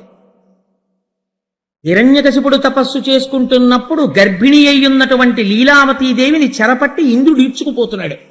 నారదుడు ఎదురొచ్చి మహాపతివ్రత అయినటువంటి కాంతని ఎందుకు చెరబట్టి తీసుకెడుతున్నావు అని అడిగాడు. అడిగితే ఆయన అన్నాడు, నాకు ఆవిడ మీద క్రోధం లేదు, ఆవిడ గర్భమునందు హిరణ్యకశిపుని యొక్క తేజం ఉన్నది, వాడు తపస్సు ఎందే మడిచిపోతున్నాడని మేము అనుకుంటున్నాం. ఎందుకంటే వాడి శరీరం అంతా రక్తం కూడా ఈగలు నాకేశాయి, అంత తపస్సు చేస్తున్నాడు. వాడు ఆ తపస్సులోనే అలా పడిపోతాడేమో అని మాకు ఆశ. ఈలోగా వీడు కూడా పెద్దవాడైతే, అందుకని ఆ బిడ్డడు పుట్టగానే సంహారం చేసి వీడిని విడిచిపెడతానన్నాడు. అంటే నారదుడు అన్నాడు, నీకేం తెలుసయ్యా, ఆవిడ గర్భంలో ఉన్నటువంటి వాడు మహావిష్ణు భక్తుడైనటువంటి వాడు ఉన్నాడు, వాడు జన్మ చేత భక్తి జ్ఞాన వైరాగ్యములతో పుడుతున్నాడు. అటువంటి మహాపురుషుడి యొక్క కథ వింటే తరించిపోతాం, అటువంటి వాణ్ణి నేను తరింప చెయ్యాలి. అందుకని లీలావతిని నా ఆశ్రమానికి తీసుకెడతానని తీసుకుని వెళ్ళి అక్కడ ప్రబోధం చేశాడు, వేదాంత తత్వాన్నంతటినీ చెప్పాడు. చెబుతున్నప్పుడు లీలావతి వింటుండేది. చిత్రం ఏమిటంటే విన్నటువంటి లీలావతి మరిచిపోయింది, కడుపులో ఉన్నటువంటి పిల్లవాడికి జ్ఞాపకం ఉండిపోయింది. ఎందుకు జ్ఞాపకం ఉండిపోయిందంటే నా గొప్పని చెప్పలేదు ప్రహ్లాదుడు. వెల్లిగొన నాటి నుండి ఉల్లసితంబైన దైవ యోగంబున శోభిల్లుడు మునిమతమంతయు ఉల్లంబున మరపు పుట్టదొకనాడైనన్. మా అమ్మ మళ్ళీ వచ్చి హిరణ్యకశిపుడితో సంసారంలో పడిపోయి భోగభాగ్యాల్లో నారదుడు చెప్పినటువంటి బోధ మరిచిపోయింది. కారణం గురువుల యొక్క అనుగ్రహం మా అమ్మయందు లేదు. గురువుల అనుగ్రహం, దైవం అనుగ్రహం నాయందుంది. అమ్మ కడుపులో విన్న నాకు నిలబడిపోయిందయ్యా. గురువు అనుగ్రహం, దైవానుగ్రహం, జ్ఞానం నిలబడడానికి ఎంత అవసరమో చూశారా అన్నాడు. వీళ్ళందరూ లేచి భజన మొదలెట్టారు, నారాయణ భజన. లోపల నుంచి గురువులు బయటికి వచ్చారు. ఈ పిల్లాండి పట్టుకుని జర ఈడుస్తూ హిరణ్యకశిపుడి దగ్గరికి తీసుకెళ్లారు. అయా, తులసివనంలో గంజాయి పుట్టినట్టు రాక్షస వంశంలో నీ కొడుకు పుట్టాడు, వీడికి మేము పాఠం చెప్పడం దేవుడిరుగు, వీడు రాక్షసులందరినీ పడిచేశాడు, అందరినీ నారాయణ భక్తుల్ని చేసేస్తున్నాడు, అందరికీ తత్వబోధ మొదలెట్టాడు. అయ్యా ఏం చేసుకుంటావో చేసుకో అన్నారు. అనేసరికి ఆయన యొక్క కళ్ళల్లోంచి అగ్నిహోత్రం కురిసింది. కురిసి, ఉరే ఎవరి దిక్కు చూసుకుని, ఎవరి బలం చూసుకుని నీవు ఇలా ప్రవర్తిస్తున్నావు అన్నాడు. బలయుతులకు దుర్బలులకు బలమెవ్వడు, నాకు నీకు బ్రహ్మాదులకు బలమెవ్వడు, ప్రాణులకును బలమెవ్వండట్టి విబుడు బలమ సురేంద్ర అన్నాడు ప్రహ్లాదుడు. నాన్న బలమెవ్వరు, నీకు దిక్కెవరని అడుగుతా ఏమిటి? నీలో బలానికి కారణం ఎవరో వాడే నాలో బలానికి కారణం. బలహీనుడైన వాడిలో ఉన్న కొంచెం బలానికి కారణం ఎవరో, లోకాల్ని సంపాదించినటువంటి మహాబలవంతుల బలానికి కారణం ఎవడో వాడు నాకు దిక్కు నాన్న అన్నాడు. ఏమిరా నీకు దిక్కంటున్నావు కదా, వాడు ఎక్కడున్నాడో చెప్పగలవా అన్నాడు. ఎక్కడున్నావో చెప్పగలవా అని అడుగుతానేంటి నాన్న, ఇదో వెర్రి ప్రశ్న. ఎంత జ్ఞానంతో మాట్లాడాడో చూడండి. ఇందుగలడందులేడని సందేహము వలదు చక్రి సర్వోపగతుండు, ఎందెందు వెదకి చూచిన అందందే కలడు దానవగ్రని వింటే. వెదకి చూచిన జ్ఞాననేత్రంతో చూస్తే దారువు కనబడదు, దంతి కనబడదు, దారువు కనబడుతుంది నాన్న. ఆభరణం కనబడదు, స్వర్ణం కనబడుతుంది, పాత్ర కనబడదు, మట్టి కనబడుతుంది. జ్ఞాననేత్రంతో చూడు, ఉన్నది నారాయణుడు ఒక్కడే ఉన్నాడు, అంతటా స్వామి ఉన్నాడు, నువ్వు చూడడానికి ప్రయత్నం చేయి అన్నాడు. అని చిత్రం ఏమిటో తెలుసా అండి, ఒక పక్క తండ్రి ఆగ్రహంతో ఉంటే అంతటా నారాయణుడు ఉన్నాడని చెప్పడానికి ఆనంద పారవస్యం వచ్చేసి, ఇది భక్తి జ్ఞానముల యొక్క కూడిక. పొంగిపోతూ నాట్యం చేసేట ప్రహ్లాదుడు. మీకు కావాలంటే భాగవతం చదవండి.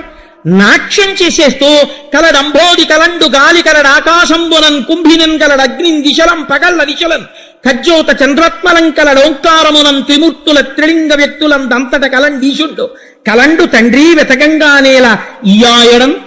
నాన్న ఎక్కడ లేడని అడుగు నాన్న.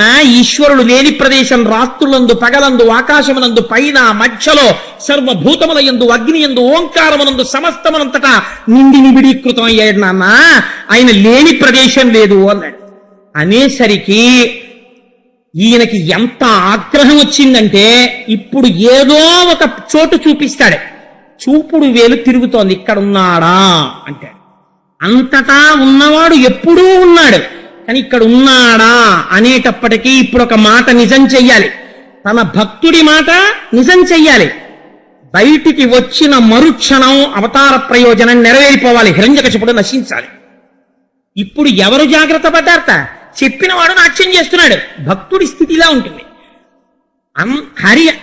హరి సర్వాకృతులంకలండనుచు ప్రహ్లాదుండు భాషింప, ఇంద్రుడు లేడు లేడనుచు దైత్యుండు తర్జింప, హరి సర్వాకృతులం దాల్చే అని ఆయన సమస్త స్థావర జంగమోత్తరమైన ఈ జగంబునంతటం, ఈ సమస్త స్థావర జంగమాత్మకమైనటువంటి ఈ సమస్త ప్రపంచమనందు కూడా నరసింహాకృతిని దాల్చి చంపడానికి సిద్ధమై, వేలు ఎక్కడాగితే అక్కడి నుంచి బయటికొచ్చి ఉన్నాడు ఈశ్వరుడని నిరూపించడానికి శ్రీ మహావిష్ణువు సమాయత్తమవుతున్నారు. బ్రహ్మాండములే నరసింహాకృతిని దాల్చాయి ఆ రోజున. అటువంటి స్థితిలో ఇలా వేలు తిప్పి స్తంభమునందున్నాడా అని అడిగాడు. అడిగితే ప్రహ్లాదుడు అన్నాడు, అనుమానమా అన్నాడు. అయితే చూపించు అన్నాడు. నేను చూపించడమేమిటి, నువ్వు అడుగు వస్తాడు అన్నాడు. సింహాసనం నుంచి గబ గబ గబ గబ దిగి మెట్ల నుంచి దిగి గద ఎడంచేత్తో పట్టుకుని కుడి ఎరి చేతితో స్తంభం మీద ఒక్క దెబ్బ కొట్టాడు. అమ్మ బాబోయ్, పోతన గారు వచనానుసంధానం చేశారండి. అందులోంచి ఒక భయంకరమైనటువంటి మెరుపు మెరిసింది. అది ప్రళయకాలంలో మెరిసేటటువంటి మెరుపు ఎలా ఉంటుందో అటువంటి మెరుపు వచ్చింది. ఆ మెరుపు యొక్క కాంతికి అక్కడ ఉన్న వాళ్ళందరూ కూడా స్పృహ తప్పి పడిపోయారు. ప్రళయకాలమునందు పిడుగులు పడితే ఎటువంటి చప్పుళ్ళు వస్తాయో అంత భయంకరమైన ధ్వనులు వచ్చాయి. మహానుభావుడు అపారమైన తేజోవంతమైన పాదములతో, పాదములకు అలంకరింపబడినటువంటి మణిమంజీరములతో, బలిష్టమైన తొడలతో, గుండ్రని పిక్కలతో అలంకరింపబడిన పట్టు పీతాంబరంతో, దాని మీద పెట్టబడినటువంటి మొలనూలుతో, మొలనూలులోంచి వస్తున్నటువంటి చిరుగంటల సవ్వడితో, పిడికిటితో పట్టుకోవడానికి వీలైన సన్నని నడుముతో, గుండ్రంగా తిరిగి లోపలికి వెళ్ళినటువంటి నాభితో, కఠినమైన శిల వంటి విశాలమైన వక్షస్థలంతో, అనంతమైన బాహువులతో, శంఖ చక్ర గద పద్మ తోరణములను గండ్రగొడ్డలిని పట్టుకున్నవాడై, చక్కటి పొడుచుకొచ్చినటువంటి చుబుకంతో, గాలికి అల్లల్లాడుతున్నటువంటి నవపల్లవం ఎలా ఉంటుందో అటువంటి ఎర్రటి అదురుతున్న రోషముతో కూడిన పెదవితో, ముత్యాల వంటి దంతపంక్తితో, మందర పర్వత గుహ ఎలా ఉంటుందో అటువంటి నోటితో, నాసికారంధ్రములతో, తూర్పు కొండ మీద ప్రకాశిస్తున్నటువంటి రెండు సూర్యుల అన్నటువంటి నేత్రములతో, విశాలమైన పాలభాగముతో, అంతటా ఆవరించిన ఎర్రటి జుట్టుతో, నవరత్న ఖచ్చితమైనటువంటి కిరీటంతో అటు ఇటు శిరస్సుని కదుపుతుంటే ఆయన యొక్క రోమములు ఆకాశమంతటా వ్యాపించి కొడితే సిద్ధుల యొక్క విమానములు కింద పడిపోయాయి.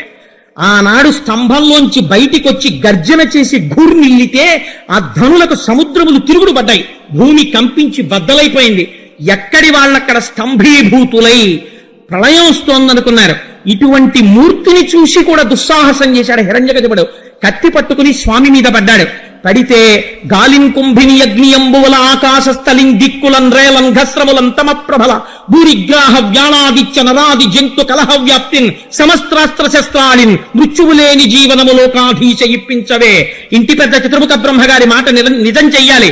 ఆ స్తంభంలోంచి బయటికొచ్చి చంద్రహాసాన్ని దూస్తున్నటువంటి హిరణ్యకశిపుణ్ణి ఆనాడు తాను ఎలా ప్రతిజ్ఞ చేశాడో అలా కలుగులోంచి బయటికొచ్చిన నాగుపాము అటుగా వెడుతున్న ఎలకని ఒడిసి పట్టినట్టు తన ఎడమ చేతితో హిరణ్యకశిపుడి యొక్క తొడ పట్టుకుని గడప దగ్గరికి తీసుకెళ్లి ప్రళయకాలంలో వచ్చేటటువంటి ధ్వని లాంటి గర్జన చేస్తూ ఆ గడప మీద కూర్చుని తన తొడల మీద పారేసి భయంకరమైనటువంటి కనుబొమలని వేయి ఇంద్రధనస్సులొక్కసారి మెరిచినట్టు ముడివేసి ఘోరమైన స్వరూపంతో ఇలా చూస్తుంటే నిరిసిపోతున్న దంష్ట్రలు, ఆ నోరు, కాలనాగు వేలాడుతున్నట్టున్న నాలుక, పెద్ద పెద్ద గోళ్లు, అటువంటి స్వామి ఇన్ని బాహువులనిట్ట గోళ్లు చూపిస్తుంటే ఆయన స్వరూపాన్ని చూసి పువ్వులోకి వెళ్ళినటువంటి కందిరీగ తుమ్మెదని చూసి అన్నీ మరిచిపోయినట్టు ఆయననే చూసి కాళ్ళు చేతులు వేలాడేసి ఆయనకి లొంగిపోతే ఆగ్రహంతో తన భక్తుణ్ణి ఇన్ని కష్టాలు పెట్టాడన్న క్రోధంతో మాట తప్పకుండా ఇంట్లో కాదు, బయట కాదు, గడప మీద, ఆకాశంలో కాదు, భూమి మీద కాదు, తొడల మీద, అస్త్రము కాదు, శస్త్రము కాదు, ప్రాణమున్నది కాదు, ప్రాణము లేనిది కాదు, గోళ్ల చేత, కింద కాదు, పైన కాదు, తొడల మీద, మనిషి కాదు, జంతువు కాదు, నరసింహావతారంతో భయంకరమైన స్వరూపంతో విశేషమైనటువంటి క్రౌర్యంతో ఆ గోళ్లని పొట్టలోకి దింపి భేదించి ఆనాడు భూమిని తవ్వడానికి తౌగోలు ఎలా వాడతారో ఆ గోళ్లను అలా వాడి హృదయాన్ని పట్టుకుని పైకి తీసి గండ్రగొడ్డలి పెట్టి ఉరప్పంజరాన్ని బద్దలగొట్టి హృదయ క్షేత్రాన్ని చేతిలో పట్టుకుని గుండ కింద నలిపేసి చేతిలో కొడవళ్లు పట్టుకున్నట్టు ఆ కండలు తింపి ముక్కలు చేసి తుంపి అవతల పారేసి నెత్తురు తీసి దోషిళ్లతో నోట పోసుకుని ప్రేగులు తీసి మెడ వేసుకుని ప్రళయ గర్జన చేస్తూ నృసింహావతారం నించుంది. చంద్రశేఖర పరమాచార్య స్వామి ఒక మాట అంటారు, అసుర సంధ్య వేళలో కేవలము పరమశివ దర్శనమే, అన్యదేవతా దర్శనం చెయ్యరు. కానీ అర్ధరాత్రి లేదు, అసుర సంధ్య లేదు, ఉదయం లేదు, రాత్రి లేదు, షట్కాల పూజలందుకున్న పరమశివుడిలా అసుర సంధ్య వేళలో కూడా దర్శనము చెయ్యడానికి యోగ్యమైన మూర్తి నరసింహమూర్తి అని చంద్రశేఖర పరమాచార్య స్వామి నిర్ధారించారు. మహానుభావుడు మా శంకర భగవత్పాదుల్ని కరావలంబం అని స్తోత్రం చేస్తే ఆనాడు నరసింహావతారమే వచ్చి మా స్వామికి మా జగద్గురువుల యొక్క చేతులు రక్షించింది. అటువంటి స్వామి నరసింహావతారం అంటే ఆరోగ్యానికి రక్ష, ప్రాణములకు రక్ష. ఆయన్ని నమ్ముకున్న వాడికి లోటు లేదు. ఉగ్ర నరసింహుడని పిలిచారు. ఆయన వెళ్ళి లేచి సింహాసనం ఎక్కుతుంటే ఆసురీగణములు మీద పడ్డాయి. అనేకమైనటువంటి చేతులు పైకెత్తి ఆయుధాలతో కొన్ని కోట్ల అసురుల్ని మట్టు పెట్టాడు. ఒక్కడే సింహాసనం ఎక్కి కూర్చుని పాదపీఠం మీద ఆ పాదములుంచి కూర్చుంటే ఆనాడు బ్రహ్మగారు, దేవతలు, యక్షులు, గంధర్వులు, కిన్నెరులు, కింపురుషులు అందరూ వచ్చేశారు.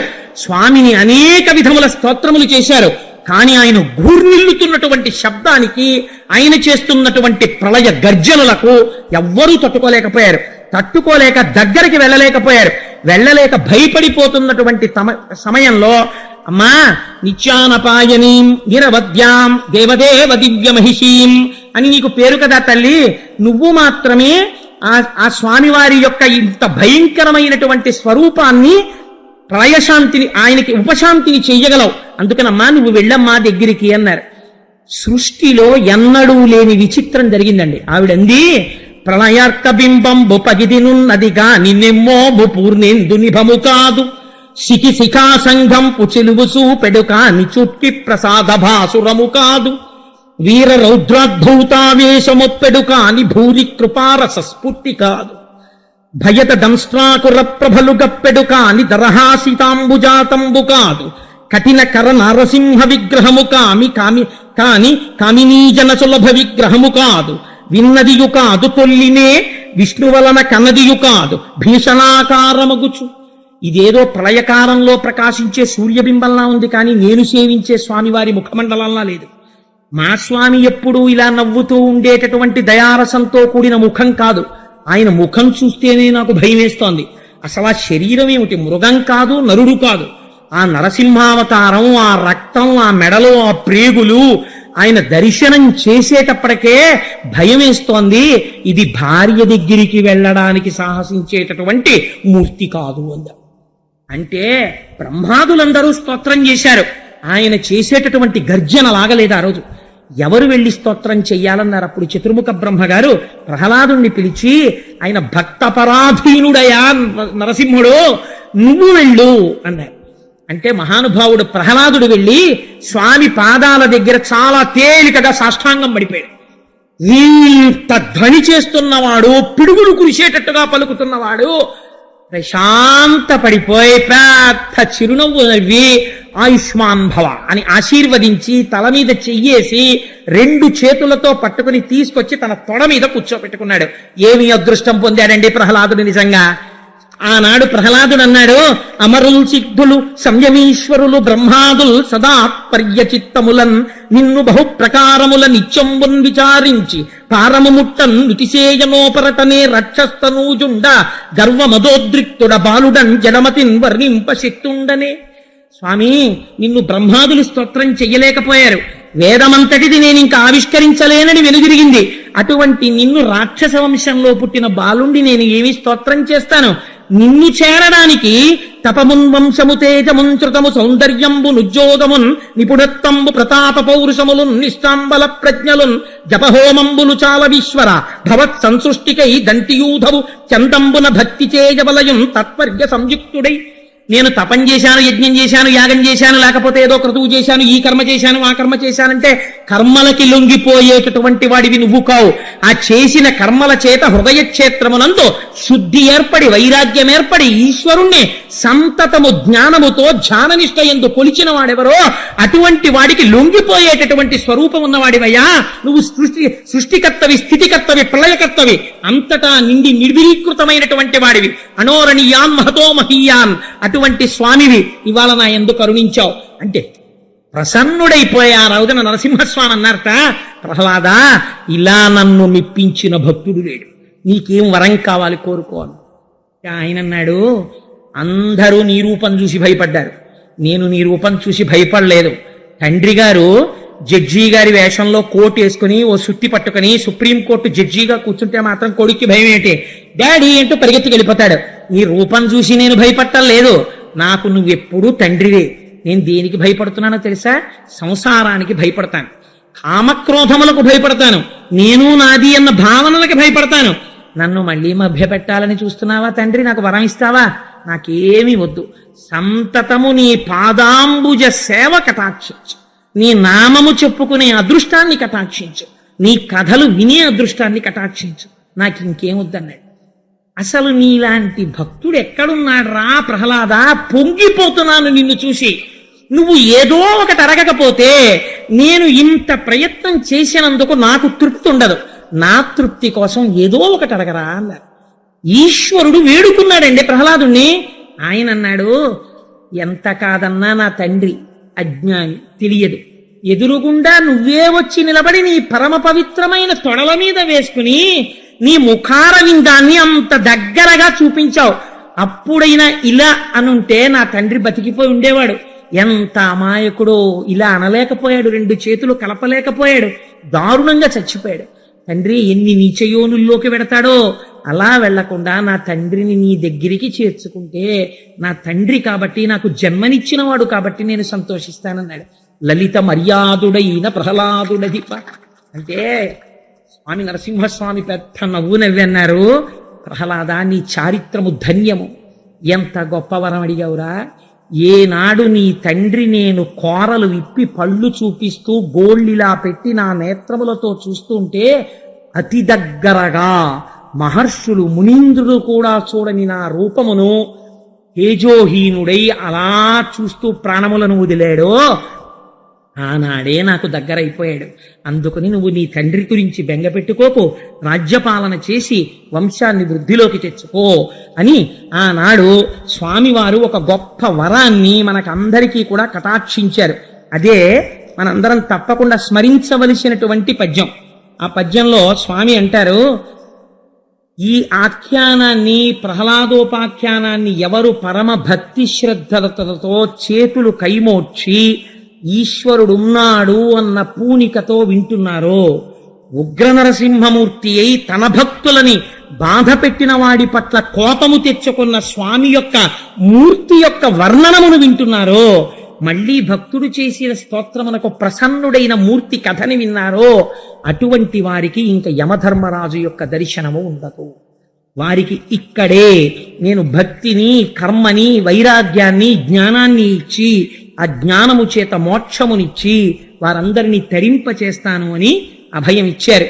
ఇవాళ మనందరికీ కూడా ఆనాడు శ్రీమన్నారాయణుడు ఎలా వచ్చాడో గురువే కదా, దైవతములంచు గురువుల తలచువాడు. మనందరినీ ఉద్ధరించేటటువంటి పరివ్రాజక వేషంలో ఉండి సన్యసించి ఎంతో మందిని ఉద్ధరిస్తున్నటువంటి శ్రీ శ్రీ శ్రీ పరిపూర్ణానంద సరస్వతి స్వామి వారు వీడు చెప్పడం ఏమిటి, నేను కూర్చోవడం ఏమిటి, ఇంతసేపు నేను కూర్చోవడమా అని అనుకోకుండా నా యందు ఇంత వాత్సల్య బుద్ధితో వారంతసేపు కూర్చుని వినడమే నాకు చేసినటువంటి గొప్ప సమ్మానము, నాకు చేసిన గొప్ప ఆశీర్వచనం. దానికి ఒక గృహస్థుగా నేను వారి పాదములకు సాంజలి బంధకముగా శిరస్సు తాటించి నమస్కరిస్తూ మనం పెట్టుకున్నటువంటి ఆచారాన్ని అనుసరించి ఇంత గొప్ప కథ ఇవాళ చెప్పుకున్నాం కాబట్టి 11 మాటలు స్వామి నామని చెప్పి మంగళం చెప్పుకుని ప్రార్థన చేసి ప్రసాదం తీసుకుని బయలుదేరడం. మీరందరూ కూడా గోవిందా హరి గోవిందా, గోకులనందన గోవిందా అందరూ గాని గోకులనందన గోవిందా. స్వామి పొంగిపోవాలమ్మా మన ఆర్తి విని. అంతటి స్వరూపంతో వచ్చాడు, ఇంత మెల్లటి కంఠాలతోట అనడం ఎంత ఉత్తేజంతో అనాలి. శేషసాయివి గోవిందా, అది అనవలసిన తీరు. ఆనందరూప గోవిందా, సాలగ్రామధర గోవిందా,